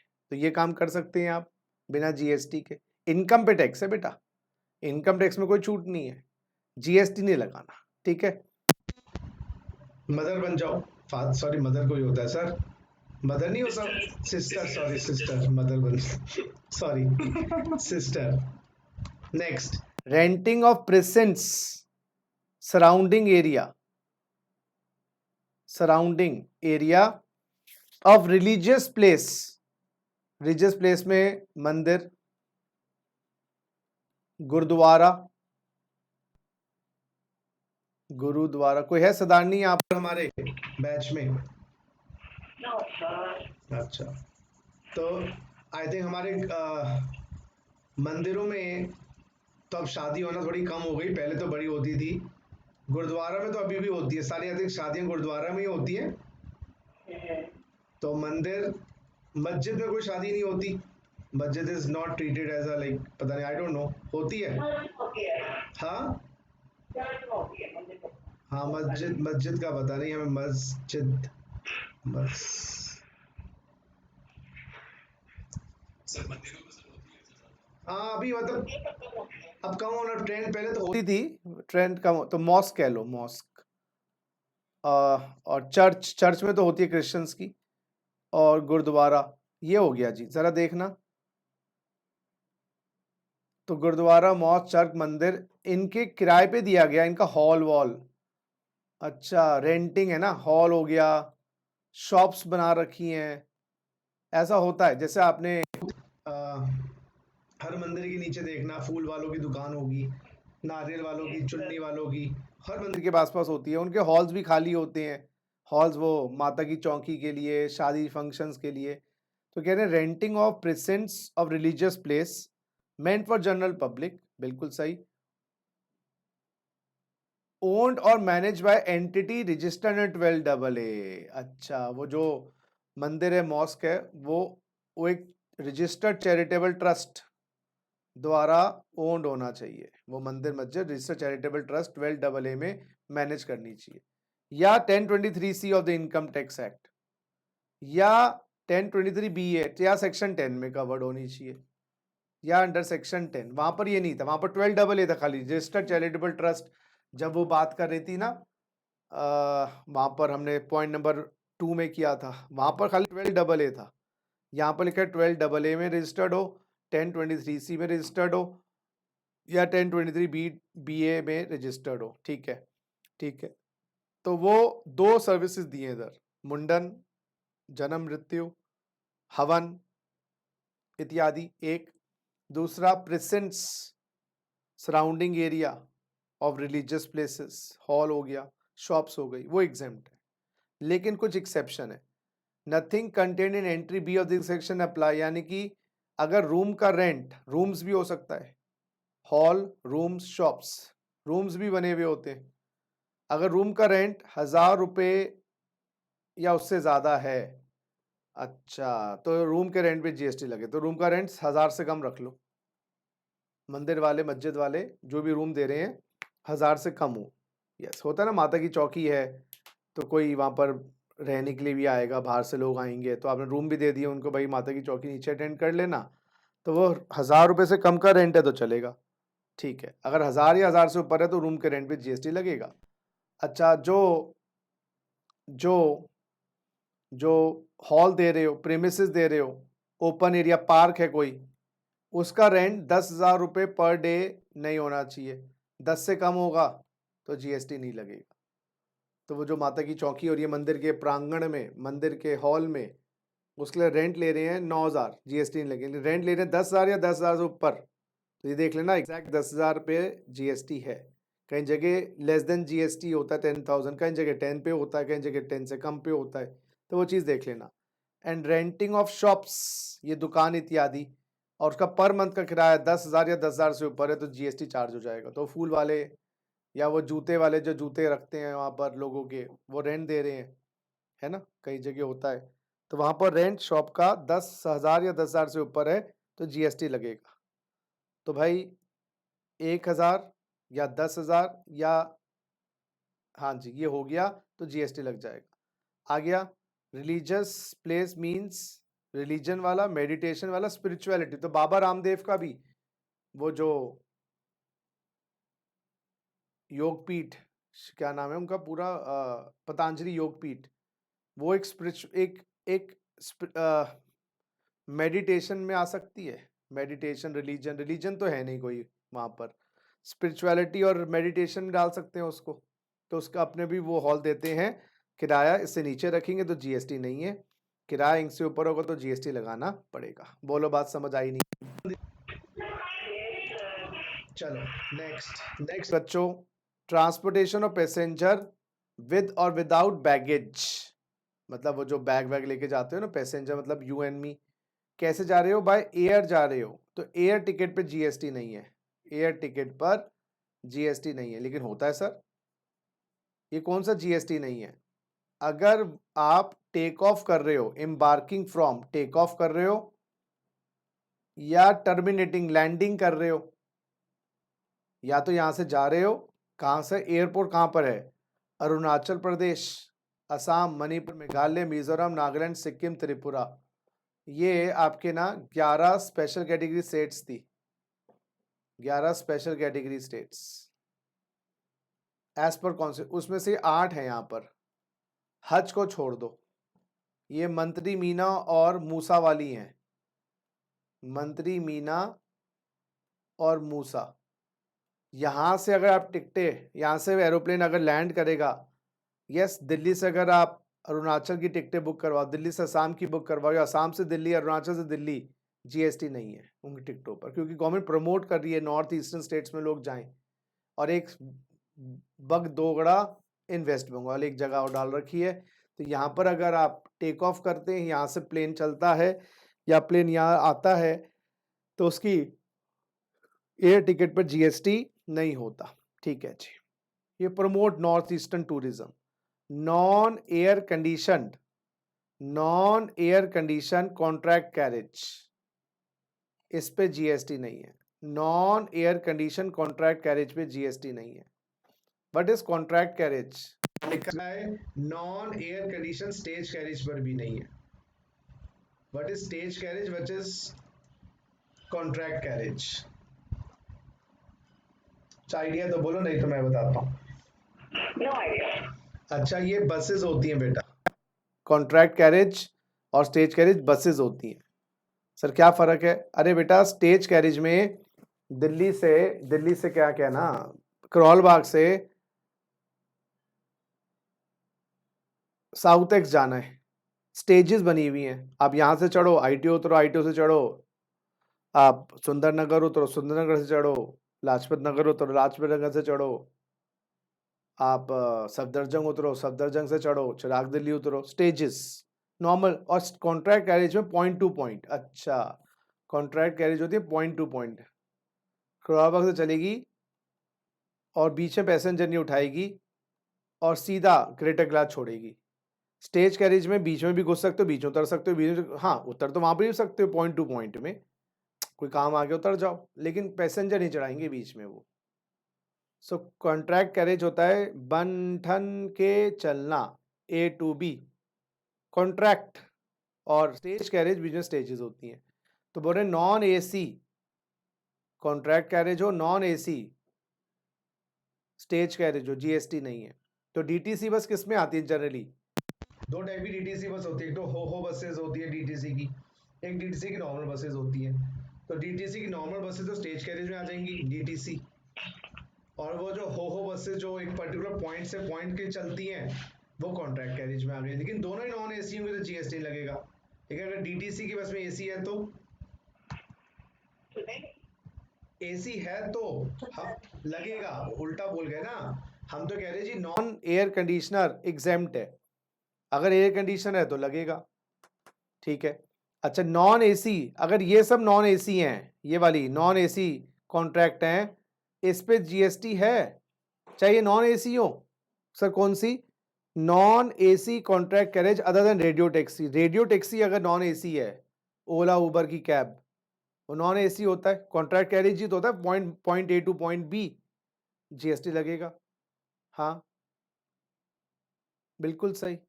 टूरिज्म के लिए है, from Lal Qila to Qutub Minar, AC नहीं है, लगेगा। कंडक्टेड टूर, कोई टूर बनाए जाते हैं, yes conducted tour, you are going to conduct tour from A place to B, तो मैं आप लोगों के लिए कंडक्ट करवाता हूँ। चले हम स्टॉक एक्सचेंज चलेंगे, आपको दिखा के लाएंगे, तो हम एक प्लेस से दूसरी प्लेस कंडक्ट टूर करवा रहे हैं आपको, चाहे एसी ना हो जीएसटी लगाएंगे। तो वो they will charge GST from me, and that's the point. Charter और हायर, अगर स्पेसिफिकली आपने बस हायर करी है चाहे नॉन एसी हो, तो नॉन एसी कॉन्ट्रैक्ट कैरेज पे पॉइंट टू पॉइंट पे जीएसटी नहीं होता। एसी पे तो है ही, लेकिन नॉन एसी पे नहीं होता, प्रोवाइडेड वो टूरिज्म की कंडक्टेड टूर चार्टर और हायर पे ना हो और रेडियो टैक्सी ना हो। अगर वो है तो उस पे भी है। अच्छा, स्टेज कैरेज अदर देन, तो स्टेज कैरेज पे तो नॉन एसी है, जीएसटी नहीं है। स्टेज कैरेज पे एसी है, जीएसटी है। कॉन्ट्रैक्ट कैरेज पे जीएसटी नहीं है अगर नॉन एसी है, और एसी है तो है। लेकिन नॉन एसी में भी टूरिज्म की नाव, टूर की नाव, एक पर्टिकुलर पर्पज चार्टर और हायर नाव, कोई भी होता है ना, स्कूल वाले कॉलेज वाले एम्प्लॉयर लेके जा रहा है किसी टूर पर, place A to place B, चाहे नॉन एसी हो, एसी में तो है ही, यहाँ तो नॉन एसी भी हो जाएगा क्योंकि पैसे कमाने के लिए बैठे हैं ना। तो यानी कौन से स्टेज कैरेज पर, कौन से स्टेज कैरेज पर, कौन से कॉन्ट्रैक्ट कैरेज पे जीएसटी नहीं है बताइए, जो नॉन एसी भी हो। Non AC. नहीं, नॉन एसी में तो टूरिज्म पे है, टूर पे है, चार्टर, फिर कौन सा रह गया, कौन सा नॉन एसी? अरे वो ऑफिस वालों के लिए जो बसें चलती हैं दिल्ली से ए प्लेस से बी प्लेस, कुछ ऐसे बसें चलती हैं, उनको पता है नेहरू प्लेस से, नेहरू प्लेस भी ऑफिस की जगह है, तो वो हो सकता है करोल बाग से नेहरू प्लेस की बस एक सेट बन के चलती है हर रोज, वो टूरिज्म की नहीं है, कंडक्टेड किसी ने हायर नहीं किया, ओनर ऑफ दी बस खुद चलाता है वो परमिशन लेके गवर्नमेंट से, तो वो नॉन एसी है, उस पे नहीं लगे। तो ऑफिस ऑफिस गोइंग क्राउड के लिए नॉन एसी कॉन्ट्रैक्ट कैरेज, मोटा मोटा इंटेंशन ये है। टूरिज्म तो आए, टूरिस्ट तो आए लूटने, अपना पैसा लुटाने, लूटो उस साले को। टूर करने के लिए अगर आपने पर्टिकुलर पर्पस के लिए बनाया, तो जो जनरली एक प्लेस से दूसरी प्लेस की बस चलाई जा रही है जो नॉन एसी है उस पर जीएसटी नहीं है। बोलो जी, बात समझ आई नहीं आई? Yes, sir. Yes, sir. तो ये थोड़ा सा याद करने वाली बातें हैं, मैं करवा रहा हूँ एक बार। नेक्स्ट है service provided to central government, ये अनइम्पॉर्टेंट है, लेकिन यहाँ पर service provided to central government, central government को कोई प्रोवाइड कर रहा है। Transportation of passenger, transportation of passenger with or without accompanied belonging by air, transportation of passenger की सर्विसेज बाय एयर कोई प्रोवाइड कर रहा है। Embarking from or terminating at, या तो टेक ऑफ होगा या लैंडिंग होगी, कहां पर? रीजनल कनेक्टिविटी ए स्कीम एयरपोर्ट। अरे कोई एयरलाइन कंपनीज हैं, अभी मोदी जी ने 2-3 साल पहले कहा था हम चाहते हैं कि हवाई चप्पल वाला हवाई जहाज में बैठे।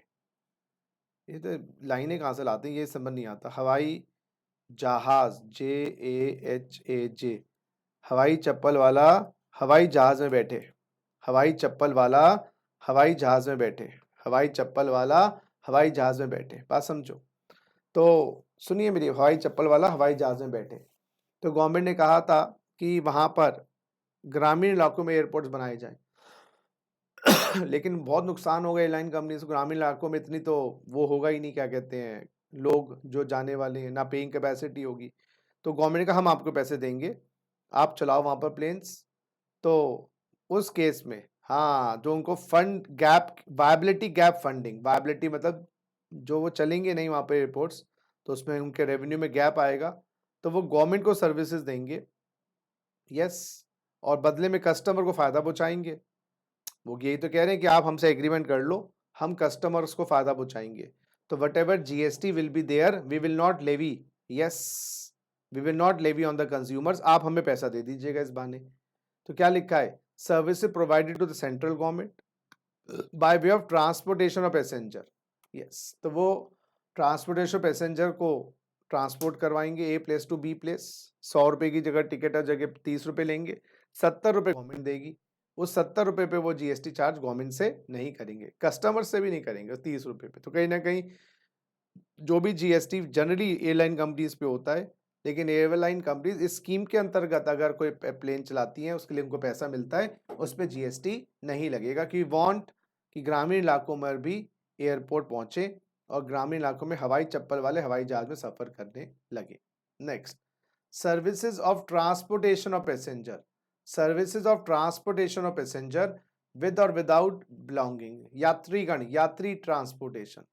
अब यात्री कहाँ ट्रांसपोर्ट कर रहे हैं? आइए, रेलवे में ट्रांसपोर्ट कर रहे हैं, रेलवे में ट्रांसपोर्ट कर रहे हैं, other than first class, other than AC coach.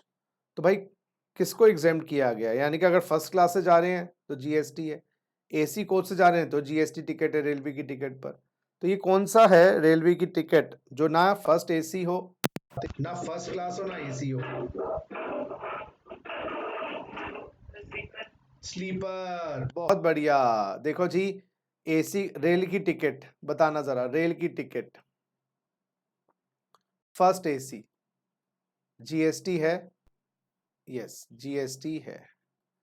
Second AC, third AC GST है। AC chair, AC chair GST है। फर्स्ट एसी जीएसटी है। तो कहां जीएसटी नहीं है? स्लीपर क्लास, स्लीपर क्लास सबसे सस्ती क्लास होती है, कोई फैसिलिटी तक नहीं होती। हाँ, तो फर्स्ट एसी है, जीएसटी है। सेकंड एसी है, third AC, air condition coach है ना, तो वो सेकंड एसी हो, थर्ड एसी हो। फर्स्ट क्लास में भी, फर्स्ट क्लास में तो एसी वैसे ही होता है, तो फर्स्ट क्लास एग्जेम्प्ट है और एसी कोचेज एग्जेम्प्ट है। तो non AC, non first class taxable है, यस, जीएसटी का जीएसटी लगेगा। अच्छा, मेट्रो से जा रहे हो, दिल्ली मेट्रो, मोनोरेल और ट्रैमवे। ट्रैमवे ये आपकी कलकत्ता में सड़क के कोने पे चलती है ट्रैम, तो ट्रैम वे सड़क के कोने पे चलती है, एक लिमिटेड वे होती है। मेट्रो तो बहुत बड़ी है। और मोनोरेल ये पटरी पे चलती है, ऊपर एक ऊपर पटरी होती है, पॉइंट टू पॉइंट, तो वो मोनोरेल होती है। तो मोनोरेल बच्चा होती है, यस, मेट्रो तो बहुत लार्ज नेटवर्क है, मतलब लार्जेस्ट इन द वर्ल्ड है, लेकिन जो ये मोनो रेल होती है ये एक पॉइंट टू पॉइंट कॉन्टेक्ट, जमीन पे जगह नहीं होती, एलिवेटेड ट्रैक बना देते हैं, फटर स्पीड से भागती है। तो मोनो रेल की टिकट हो, ट्रैम की टिकट हो, मेट्रो की टिकट हो, जीएसटी नहीं है। इनलैंड वाटरवेज, ये नदियों के माध्यम से, नदियों पार सजन का ढाबा, नदियों पार सजन का ढाबा, गीत गलाने डंडा। तो इनलैंड वाटरवेज, नदियों के माध्यम से, चल छैया छैया छैया छैया छैया कैसे हो गया सर? अरे नदियों के माध्यम से कोई स्टीमर चल रहा है, हाँ नदियों के माध्यम से कोई स्टीमर चल रहा है, यात्रियों को ट्रांसपोर्ट करवाता है A place to B place, steamer पे जीएसटी नहीं है। Public transport in a vessel between places located in India, दो प्लेसेस इन इंडिया में पब्लिक वेसल, जैसे जैसे बीच में से होते हुए अंडमान जा रहे हो, तमिलनाडु टू अंडमान, तमिलनाडु से स्टीमर ले रहे हो अंडमान जाने के लिए, टू प्लेसेस इन इंडिया है ना वो, है ना। या असम से वेस्ट बंगाल, बीच में आपका बांग्लादेश आता है ना। तो बीच बीच में द पॉइंट इज, अगर इंडिया के दो इलाके ओशियन के माध्यम से जा रहे हो, हैं दो इलाके इंडिया के, तमिलनाडु टू अंडमान, तो उस केस में भी उनके ट्रैवलिंग की कॉस्ट पे जीएसटी नहीं है। मीटर्ड कैब, काली पीली टैक्सी, काली पीली टैक्सी, ओला नहीं, ओला पे है, काली पीली पे नहीं है, ऑटो रिक्शा ई रिक्शा पे नहीं है, ऑटो रिक्शा ई रिक्शा पे नहीं है। तो अगर एरोप्लेन से ज़्यादा ट्रैवल कर रहे हो जीएसटी है, बस प्रोवाइडेड एरोप्लेन वो वायबिलिटी गैप फंडिंग वाला एरिया का ना हो, और नॉर्थ ईस्टर्न में आ रहा हो ना जा रहा हो। बात समझ आ गई? चलिए नेक्स्ट, मीटर्ड कैब पढ़ लीजिए, रेडियो टैक्सी पढ़ लीजिएगा, ई रिक्शा पढ़ लीजिए। चलिए पढ़िए ज़रा इसको, पढ़िए जी, 11th पॉइंट पढ़िए, पढ़िए जी। चलो 11th पढ़ो, 12th पढ़ो, मैं एक चक्कर लगा के आया भैया। Services by way of transportation of goods, अच्छा अब सामान ट्रांसपोर्ट हो रहा है ट्रक के अंदर, तो बाय रोड ट्रांसपोर्ट करवा रहे हो तो कोई जीएसटी नहीं है, सुनो मेरी बात। बाय इनलैंड वाटरवेज ट्रांसफर करवा रहे हो नदियों के माध्यम से, कोई जीएसटी नहीं है। अगर रेल से ट्रांसपोर्ट करवा रहे हो, बताओ रेल से ट्रांसपोर्ट करवा रहे हो जीएसटी है या नहीं? है, तो नहीं है। है, रेल लिखा नहीं ना, जो लिखा है वो एग्जेम्प्ट है, जो नहीं लिखा वो टैक्सेबल है। एयर से ट्रांसपोर्ट करवा रहे हो, है। रोड से ट्रांसपोर्ट करवा रहे हो जीटीए के माध्यम से, ये जीटीए क्या होता है? जो कंसाइनमेंट नोट इशू करते हैं, यानी कि एजेंसी जो प्रॉपर कॉमर्शियल पर, अच्छा एक बंदे के पास ट्रक है, वो खुद ट्रांसपोर्ट कर देता है सामान रोड से आपका, कोई जो ऑर्गेनाइजेशन एजेंसी नहीं बना रखी, 500 रुपये लेता है, 1000 रुपये लेता है, कोई कंसाइनमेंट नोट, जीटीए कौन है? जो कंसाइनमेंट नोट इशू करेगी, प्रॉपर जो फॉर्मेट होता है कंसाइनमेंट नोट इशू करती है, कंसाइनमेंट नोट इशू, जैसे जयपुर या गोल्डन ट्रांसपोर्ट कंपनी, जो ऑफिशियली करवाओगे तो सब कंसाइनमेंट नोट, बिल्टी सब इशू करते हो तो जी। अच्छा अगर आप कोरियर के थ्रू गुड्स भिजवाओ तो जीएसटी है, लेकिन अगर रोड के थ्रू अदर केस है कोई तो जीएसटी नहीं है, ये कहना चाहिए। तो अगर आप इनलैंड वाटरवेज शिप के थ्रू, इन पानी नदियों का पानी है, इनलैंड वाटरवेज के थ्रू करवा रहे हो तो नहीं है। अरे भाई नीचे दो एग्जेम्पशन है ना, हाँ तो दो एक्सेप्शन यही है कि रेलवेज के थ्रू गुड्स भिजवाओ है, और एयर के थ्रू भिजवाओ गुड्स है, रोड में जीटीए के थ्रू भिजवाओ है, कोरियर के थ्रू भिजवाओ है, अदर ये मतलब पर्सनल ट्रक है किसी का, वो आपसे नॉर्मल बिल इशू करता है, कोई कंसाइनमेंट नोट इशू नहीं करता, 1000 500 2000 जो भी बनते हैं आप उसको दे देते हो, वो ट्रांसपोर्ट कर देता है। तो इनलैंड कोई कॉमर्शियल काम नहीं हुआ ना उसका, है तो वो काम तो कर रहा है पैसे कमाने के लिए, इनलैंड वाटरवेज के थ्रू भी नहीं है। आइए next, services by way of transportation of goods by aircraft from a place outside India, USA से गुड्स इंडिया के कस्टम स्टेशन पे पहुंच रहे हैं। अरे ये देखो, ये हमारी इंडिया है और यहां पर कस्टम स्टेशन हमने बना रखा है मान लीजिए, और गुड्स यूएसए से यहां तक आ रहे हैं, तो ये जो ये जब तक इंडिया में वो आए नहीं तो वो आउटसाइड इंडिया माने जाएंगे ना। तो यहाँ तक का जो भाड़ा है इस पे कोई जीएसटी नहीं है। हाँ, अंदर इंडिया के कस्टम पोर्ट के बाद आप ट्रांसपोर्ट करोगे तो भाड़ा लगेगा, जीएसटी लगेगा, सॉरी। तो services by transportation of goods by aircraft from a place outside India up to custom station of clearance. तो इस भाड़े पर जो भी फॉरेन एयरलाइन कंपनी है वो जीएसटी लगा नहीं सकती, क्योंकि इंडिया में अभी गुड्स आई नहीं। अच्छा, ये कुछ 13 और 14 कुछ स्पेसिफाइड गुड्स हैं।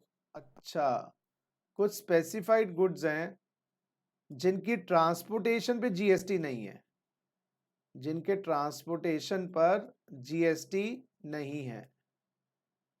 अच्छा, क्या सर? रिलीफ मटेरियल, इंडिया में अर्थक्वेक आ गया, फ्लड्स आ गए, तो रिलीफ मटेरियल, कंबल, खाने की सामग्री ट्रांसपोर्ट होती है, तो उस ट्रांसपोर्टेशन चार्ज पे नहीं है। डिफेंस और मिलिट्री इक्विपमेंट, गवर्नमेंट अपने मिलिट्री इक्विपमेंट को एक जगह से दूसरी जगह ट्रांसपोर्ट कर रही है, पैसा देती है, जो लेके जा रहा है वो तो पैसा लेगा ही ना। Newspaper magazine registered with the register of newspaper, तो अगर ट्रांसपोर्टेशन हो रहा है रेल से या वेसल से, रेलगाड़ी छुक छुक छुक छुक छुक छुक छुक छुक, और वेसल के माध्यम से, शिप के माध्यम से ये गुड्स जा रहे हैं, रेलवे इक्विपमेंट है ना, agriculture produce, milk, salt, food grains, flower, pulses, rice, organic menu, तो ये स्पेसिफाइड गुड्स हैं।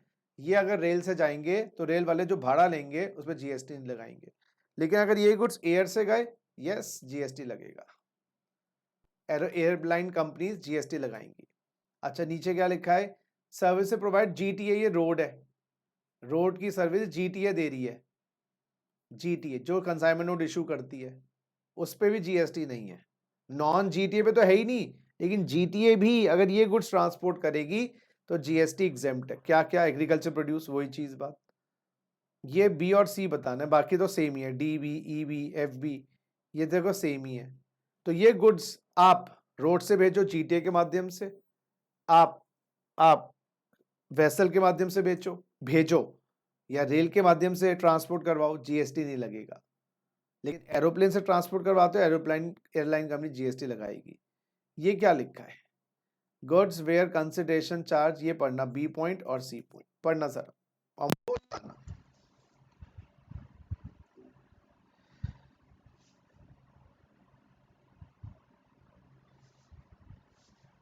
करना बात मुझे बताना फिर।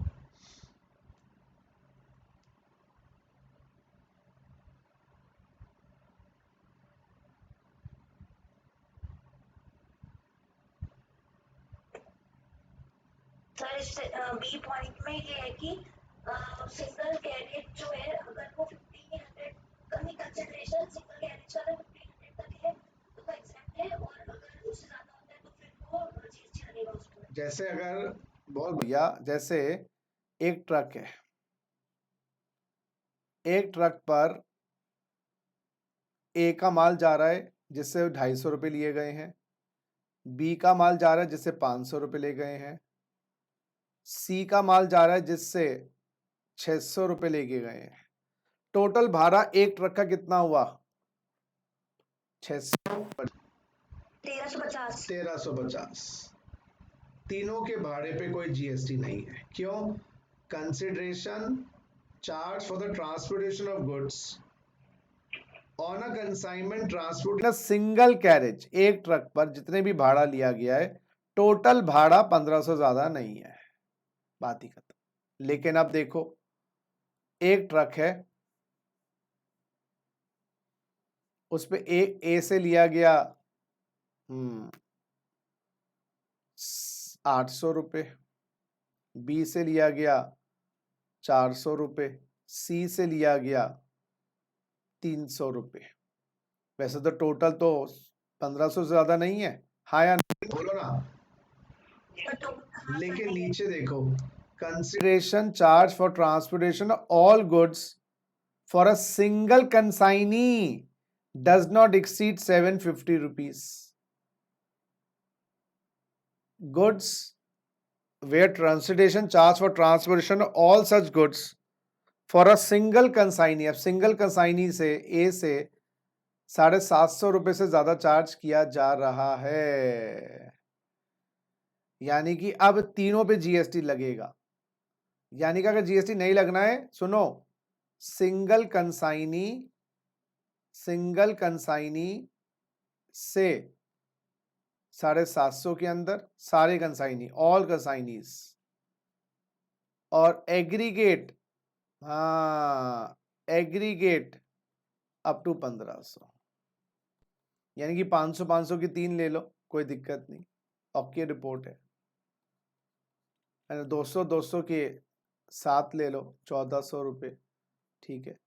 लेकिन 200 रुपये के 8 लिए 1600 रुपये, वैसे पर कंसाइनी 750 से ऊपर नहीं है, एग्रीगेट हो गया। तो अगर आपको जीएसटी से बचना है, कोई भी कंसाइनी का भाड़ा 750 से ऊपर ना हो और टोटल सारे कंसाइनियों का भाड़ा 1500 से ऊपर ना हो।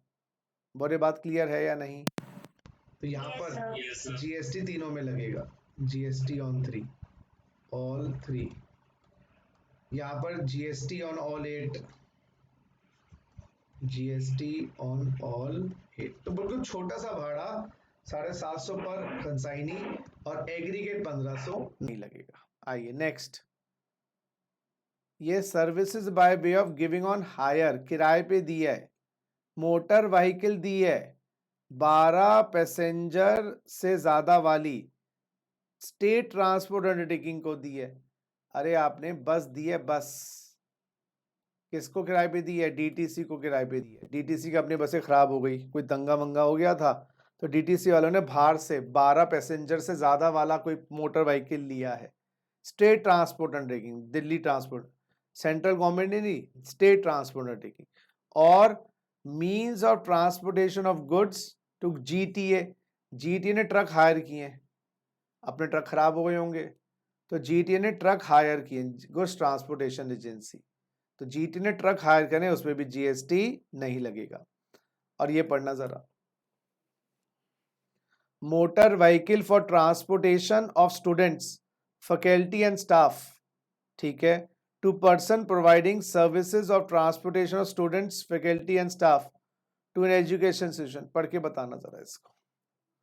तो बस ओनर अगर डीटीसी को किराए पे अपनी बसेस दे रहा है, या ट्रक ओनर जीटीए को अपने ट्रक्स दे रहा है, तो जीएसटी चार्ज नहीं करेगा। ये क्या जी? Motor vehicle for transportation of students, faculty and staff to person providing services of transportation students, faculty and staff to an education institution providing services of pre school examination up to higher secondary school or equivalent.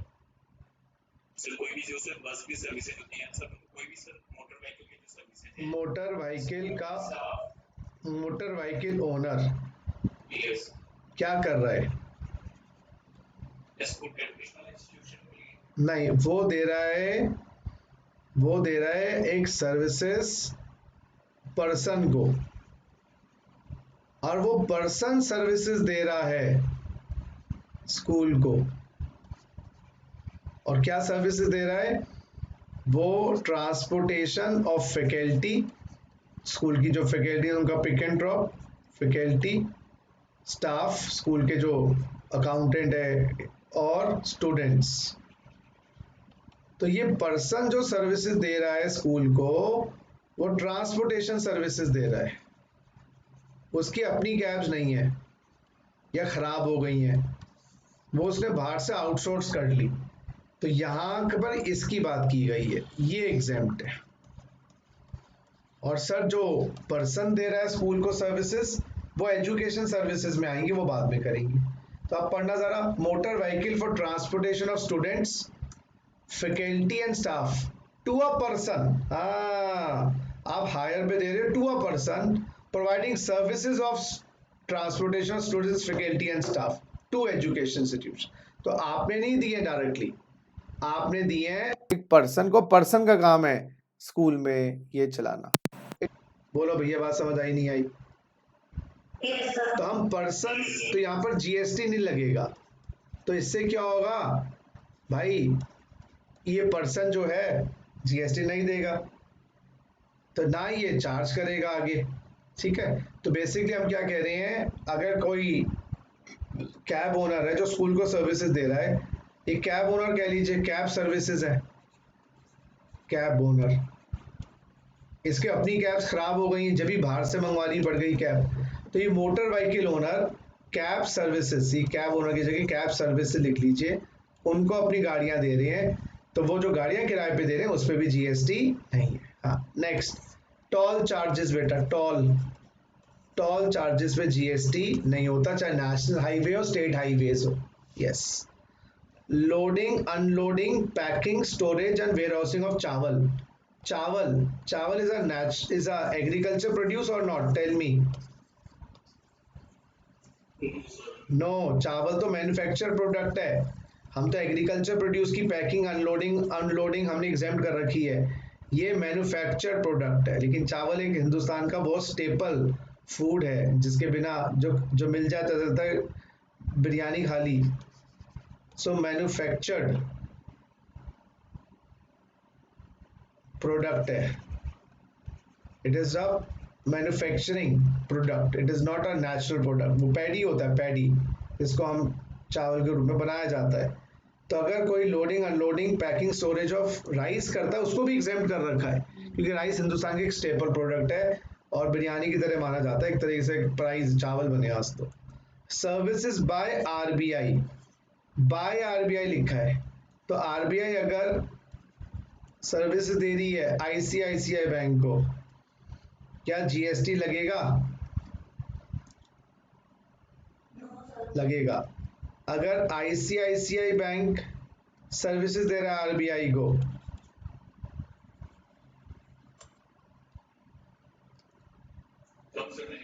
एक second, RBI service, RBI दे रहे ऐसे bank तो नहीं लगेगा ना, मैं टिक क्यों किया भाई? और हाँ, मैं थोड़ा सा ना आज आज ज्यादा पढ़ाई होगी बहुत दिनों के बाद। ये हुआ कि वो रात को जब नींद ना आए ना, तो ये मेरे साथ भी होता है, रात को 1 या 2 घंटे सोया मात्र में। और संडे नाइट को तो नींद का शेड्यूल ऐसा होता है, I never sleep on Sunday night, I don't know why I don't sleep on Sunday night, I don't know why. या ये सकता है कि संडे को बहुत रिलैक्स हो जाता है, तो रात को नींद ही नहीं आती। आज इतना तुम लोगों को पढ़ा लिया, अब तो ये नहीं पता लग रहा ये उंगलियां कितनी है, 2 है, 4 है, 5 है, 6 है। और वो थकते, संडे को ऐसे होता है, रेस्टेड संडे, शाम को निकल गया था, तो रात को 3, साढ़े 3, 4 बजे के आसपास नींद लगी। अदरवाइज तो मैंने अब शेड्यूल बहुत जल्दी का कर लिया है सोने का, otherwise very bad. I sleep to sleep at 3 o'clock, get up at 7 o'clock, कभी 4 घंटे, कभी 3 घंटे। फिर वो सिर में दर्द रहने लग गया था 3-4 दिन तक, मैंने आपको शायद बताया था, तो वो अब फॉर्चुनेटली अब ठीक हुआ, अब वो ठीक हो गया ऑटोमेटिकली। तो दिमाग में ऐसा बहम बैठ गया था, मैंने कहा क्या हो गया। So, and you know, teaching looks easy, it's not so easy.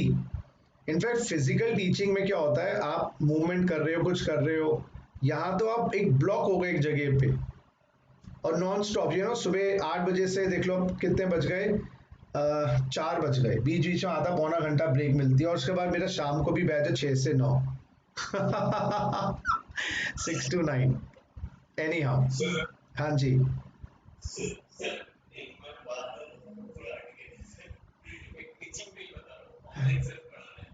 हाँ और मेरे घर का बात है, मेरे भैया थे, जी वो पढ़ाते हैं सेंट जेवियर्स में, जी तो क्लास ले रहे तो ऊपर में पूरा एकदम टाइट पैंट वाले हुए थे, नीचे में हाफ पैंट वाले हुए थे। जी तो सर ऐसा सर हो गया माहौल, सर मतलब पता ही नहीं, सर ड्रेस कोड में नहीं पता है टीचर को, फिर बस एक ऊपर चेहरा दिख रहा है, ऊपर बेहतरीन होना चाहिए कपड़ा, और नीचे हाफ पैंट वाले घूम रहे थे। हाँ वो चीज देख के तो सर लगा कि यार क्लास ऐसा तो हम लोग, और मतलब जो टीचर है हमारे भी, हाँ बढ़िया तो सचिन से भी बैठ रहे हो, हम्म, ये ऐसे बैठ रहे हो, मैं इमेजिन कर रहा था उस चीज को। अच्छा, हाँ हाँ, बहुत सही इमेजिनेशन है तुम्हारी वैसे बहुत बढ़िया इमेजिनेशन है। लेकिन ऑनलाइन में ना अब आई थिंक वो दिल्ली की सिचुएशन को देखते हुए मुझे तो ये लग रहा है कि आगे अब कुछ ना कुछ तो करेंगे ये लोग, क्योंकि मुंबई में तो हो ही गया है, कोचिंग इंस्टीट्यूट बंद तो कर दिए, और दिल्ली में सिचुएशन 4,000 केसेस कल आए थे, तो मुझे तो लग रहा है कि next 10-15 days are very crucial. अगर ये थोड़ी सी स्पीड रुक जाए तो ठीक है, अगर ये 4 के 8 हो गए फिर रुकना मुश्किल हो जाएगा। तो लेट्स प्रे कि भाई ये थोड़ा सा जो फिजिकल सिस्टम स्टार्ट हुआ है चलता रहे, आना जाना, अदरवाइज तो फिर वही शाम के टाइम लॉक हो जाएंगे। पूरा बंद तो नहीं होगा, देखो वो जो एक्सपीरियंस रहा था फुल लॉकडाउन का वो तो नहीं होगा, फुल लॉकडाउन तो नहीं होगा, लेकिन लेट्स सी। वही है online, what you called, it's tiring also, it's not so easy online में ना। देखो ऑनलाइन में 2-4 घंटे पढ़ाना तो सही है, but it's tiring for the teacher also, very tiring, very tiring. Any how वो जो अगर पैशन होता है ना, लेकिन वो उसके कारण चीज चल जाती है, वो आपको जो मजा आ रहा है उसके कारण चीज चल जाती है।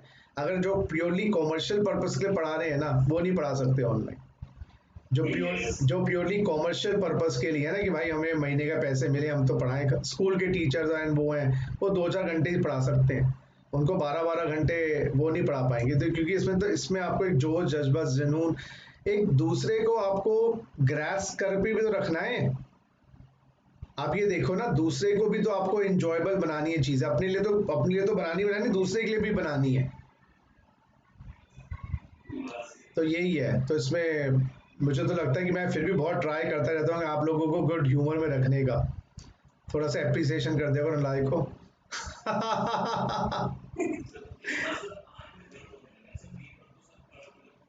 उठना है, फोन ही हाथ में है, हम्म, फिर आपकी क्लास अगर रिवीजन नहीं करनी तो फिर क्लास फोन पे ही देख रहे बहुत ज्यादा हो गया है, टेक्नोलॉजी बहुत ज्यादा हो गई, क्या करें। और अभी तो अंत दिख नहीं रहा है इसका। ऑलरेडी हो जाएगा ही, अब तो क्लास बोलते हैं 2-2 घंटे रहेंगे, क्योंकि फोन चला रहे हैं, सर ऐड नहीं सर होगा। होता है, लेकिन सारे लोग स्क्वायर हो गए हैं। टीचर भी जो है वो बेचारे भी घर से ही पढ़ा, सर अधिकतर यही हुआ। हम्म, फिर स्कूल वालों ने पता है सर क्या किया है? जी, जो स्कूल वालों ने क्या किया है कि जैसे अब बच्चे को एक बैच में 300 बच्चे चल जाते हैं हम्म, और सेक्शन ऐसे डिवाइड किया अपना 1 2 3 ऐसे सेक्शन बनाए हुए हैं स्कूल में। हम्म, अलग अलग टीचर अलग सेक्शन में पढ़ाते हैं। क्या किया कि एक टीचर रखे हैं ओ, जो सबसे बेस्ट स्कूल में, और वो सब्जेक्ट पूरे बच्चों को पढ़ाते हैं। 300 बच्चे एक साथ बैठ के, ये तो तो, उनका खर्चा भी बच गया, दो टीचर का, एक टीचर से सब पढ़ा रहे हैं। गलत है, इतना तो नहीं होना चाहिए। छोटे छोटे, अरे प्ले स्कूल के बच्चों की ऑनलाइन क्लासेस स्टार्ट कर दिया, प्ले स्कूल के, हे सर वो भगवान। भी मुझे तो ये लग रहा है प्ले स्कूल के बच्चों की ऑनलाइन क्लासेस यार। सर वो सर उनको सब खिला, मतलब उनको बैठना सिखा रहे हैं कि ऐसे बैठते हैं। अब उसको क्या सिखाएंगे, और बेटा ऐसे बैठ जा, ऐसे शुशु पॉटी करके आनी है। सर भाई तो सर और क्या सिखाएं उनके सर। प्ले स्कूल के बच्चों की तो पॉटी ट्रेनिंग भी नहीं होती है, उनको तो बेचारे को आती भी नहीं, मतलब उनको तो पता भी नहीं होता अभी, पता सर नहीं। हम सर पहले सर तीसरी क्लास से पढ़ना शुरू किया सर, एलकेजी यूकेजी की फर्स्ट सेकंड डे का। अच्छा, नहीं नहीं, बढ़िया यार। बहुत सिस्टम चेंज हो गए हैं, बहुत ज्यादा, मतलब इट हैज एंटर्ड इनटू, बहुत बड़ी बड़ी कंपनियों ने तो अब कर ही दिया, वर्क फ्रॉम होम कल्चर कर ही दिया बड़ी बड़ी कंपनियों ने ना। कुछ जॉब्स के लिए तो वर्क फ्रॉम होम परमानेंटली हो गया सर कि, जितने भी सर कस्टमर सर्विस है हाँ, सारे वर्क फ्रॉम होम है, मतलब जितने भी ये लैपटॉप के थ्रू कंप्यूटर होते हैं हाँ, और सारे कंपनियों को भी फायदा ही लग रहा है ना, उनको लगता है हमारी कॉस्ट बच रही है, ये सब बचता है। बहुत बच रहा है, मतलब ये लगता ही है कंपनियों को कि भाई जो जहाँ पर प्रोसेसिंग का काम है, एडमिनिस्ट्रेशन का काम है, बैक डोर में करते रहो भैया, बैठ के फिजिकली आने की जरूरत क्या है। और बंदा सोचता है मुझे घर से बैठ के मैं अपने बच्चों को भी संभाल लूंगा, लेडीज के लिए भी अच्छा हो गया है, कि अदरवाइज बड़ा दिक्कत हो जाती थी घर को मैनेज करना और बिजनेस को भी मैनेज करना। सर आप कुछ भी मतलब कहीं भी जगह ट्रैवल कर सकते हैं, जहाँ पे आप लैपटॉप लेके गए हैं फिर वर्क करना है। अभी मैंने बोला ना मैं बाहर गया था 1-2 दिन के लिए, तो मैंने वहीं अपना लैपटॉप राइटिंग पैड वहीं से लेके वहीं से स्टार्ट कर दिया मैंने। लेकिन अनफॉर्चुनेटली वो मुझे पूरा माहौल नहीं मिला, तो मुझे 4 घंटे क्लास खड़े होके पढ़ानी पड़ी। तो वो एग्जैक्ट लाइटिंग वाइटिंग कुछ नहीं मिली। अभी तो ये साल तो गया, आप ये लगा लो, ये साल तो ऐसे ही रहेगा। अब इसमें बस अपने आप को प्रोटेक्ट करके रखो। अब तो बड़े बड़े स्टार्स भी, अक्षय कुमार और बहुत बड़े बड़े स्टार्स, इनको भी होने लग गया मुंबई में यस सर। तो अब जब इतना बड़ा वो हेल्थ फ्रीक है अक्षय कुमार, वो इतना प्रिकॉशन लेने वाला बंदा, इतना सीरियस बंदा, टाइम से सोना, टाइम तो उसको भी नहीं छोड़ा, तो फिर तो हम क्या चीज है। चलो जी, आइए। वही है यार, सिस्टम बदल गए हैं, मतलब हमारे सामने सामने बदलाव है ना। हम अपने बच्चों को आगे जब बड़े हो जाएंगे, बेटा हमारे टाइम पे ऐसा होता था, देख। जैसे मम्मी पापा कभी सिखाते हैं ना, कि बताते हैं बेटा 1971 की लड़ाई हुई थी, उस टाइम पे इंडिया ने पाकिस्तान, रात को अंधेरा हो जाता था, खाइयां खोद दी गई थी उसके अंदर, हाँ सर, बताते है ना, कि पूरा लॉकडाउन हो गया था, शीशे काले अखबार चिपका देते थे हम अपने शीशों पर। हमारे दादा वादा सिखाते थे, बताते थे, मुझे याद, हम भी ऐसे सिखाएंगे, बेटा हमारे टाइम पे ना एक वायरस आया था, उसका नाम था कोरोना, तो हम कुछ नहीं कर पाए उस टाइम पे, और हम बैठे बैठे ऑनलाइन पढ़ते रहते थे, आंखें गोली की तरह हो गई थी, पैर सूज गए थे, मतलब वही पैंट पहन के टीचर पढ़ा रहे थे। Yes sir. तो सचिन मैम जब सर आर्टिकल से मान लीजिए सर अभी होंगे, अब जो सर आर्टिकल से लिए जाएंगे, हाँ, उनका सर क्या ऑप्शन है सर, जिनके क्लियर हो गया है, हाँ, उनको अगर अब जो और उनके आर्टिकल से मिलेंगे, ट्रेनिंग मिलेगी, हाँ, तो सर उनकी बेकार ही जाएगी। हाँ, मतलब ऑनलाइन ही होगा ना, तो उनका भी सारा काम। यस सर, ऑनलाइन सब कुछ सर ऑनलाइन ही होगा। पता नहीं यार, मतलब कब सिस्टम कैसे हो गए हैं, सोचा नहीं था लेकिन हम लोगों ने कभी ऐसा, हमारे सामने सामने ऐसे बदलाव आएंगे। किसी ने वर्स्ट केस में भी नहीं सोचा था कि सामने सामने ऐसी चीजें हो जाएंगी हमारे।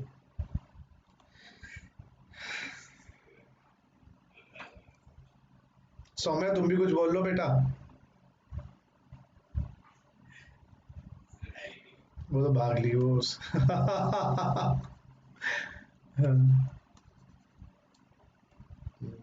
वही है।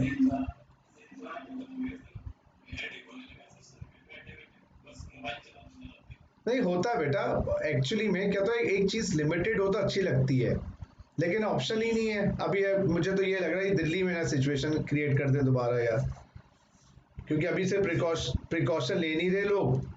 इनको अभी रात को ना नाइट कर्फ्यू लगा देना चाहिए 8 से 8 का, लेकिन ये वो कर नहीं रहे, तो फिर और सिचुएशन खराब होगी। चलो जी, एक बार आओ, 2-3 सर्विस करें, एक बार आओ बच्चों। उसके बाद है सर्विसेज बाय लिखा है, तो आरबीआई करेगी तो एग्जाम, आईसीएसआई आरबीआई को देगी तो taxable.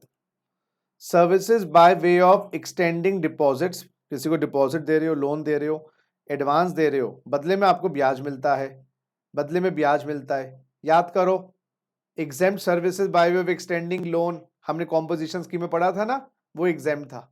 Extending deposits, loan, advance in consideration of interest, तो मैं किसी को लोन देता हूँ, मैं बैंक को पैसे रखवाता हूँ, बदले में मुझे ब्याज मिलता है, मैं जीएसटी वीएसटी कोई चार्ज नहीं करूंगा, क्योंकि पैसे का लेन देन, याद करो, मनी का लेन देन is also not treated as a service, money is not a service. तो किसी को पैसे का, हाँ, लेकिन अगर क्रेडिट कार्ड की सर्विसेज बैंक चार्ज कर रहा है, क्रेडिट कार्ड की सर्विसेज हैं, उस पर जीएसटी है, तो क्रेडिट कार्ड के फीस पर, क्रेडिट कार्ड की मेंबरशिप पर, क्रेडिट कार्ड के सब्सक्रिप्शन पर, क्रेडिट कार्ड के फैसिलिटी पर, सब पे जीएसटी है। लेकिन अगर बाकी कोई लेन देन का पैसा है, उस पर नहीं है। इंटर से sale purchase of foreign exchange among banks and authorised dealer, बेटा seller of foreign exchange, seller of foreign exchange, purchaser of foreign exchange. अगर seller of foreign exchange bank है और दूसरे बैंक को ही वो फॉरेन एक्सचेंज बेच रहे हैं, जीएसटी नहीं है। अच्छा, bank foreign exchange dealer, foreign exchange dealer को डॉलर बेच रहा है, यूरो बेच रहा है, नहीं, जीएसटी नहीं है। फॉरेन एक्सचेंज डीलर बैंक को फॉरेन करेंसी बेच रहा है, जीएसटी नहीं है। फॉरेन एक्सचेंज डीलर दूसरे फॉरेन एक्सचेंज डीलर को करेंसी बेच रहा है, नहीं है, आपस में जब ये ट्रांजैक्शन करते हैं। अच्छा, अगर सेलर, हाँ, बैंक है और फॉरेन एक्सचेंज हम खरीद रहे हैं, पब्लिक खरीद रही है, तो जीएसटी है।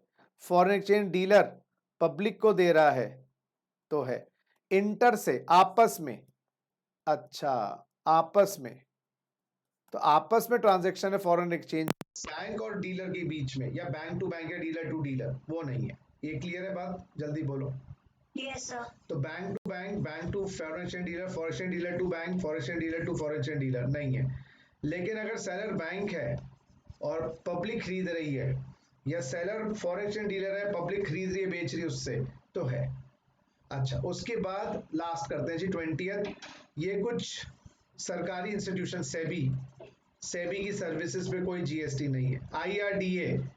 आईआरडीए ये इंश्योरेंस रेगुलेटरी, ईपीएफओ जो प्रोविडेंट फंड को मैनेज करती है बॉडी, ईपीएफओ, और ये एम्प्लॉय स्टेट इंश्योरेंस कॉर्पोरेशन, तो ये सरकारी इंस्टीट्यूशंस हैं, ये इनकी कुछ भी सर्विसेज हैं।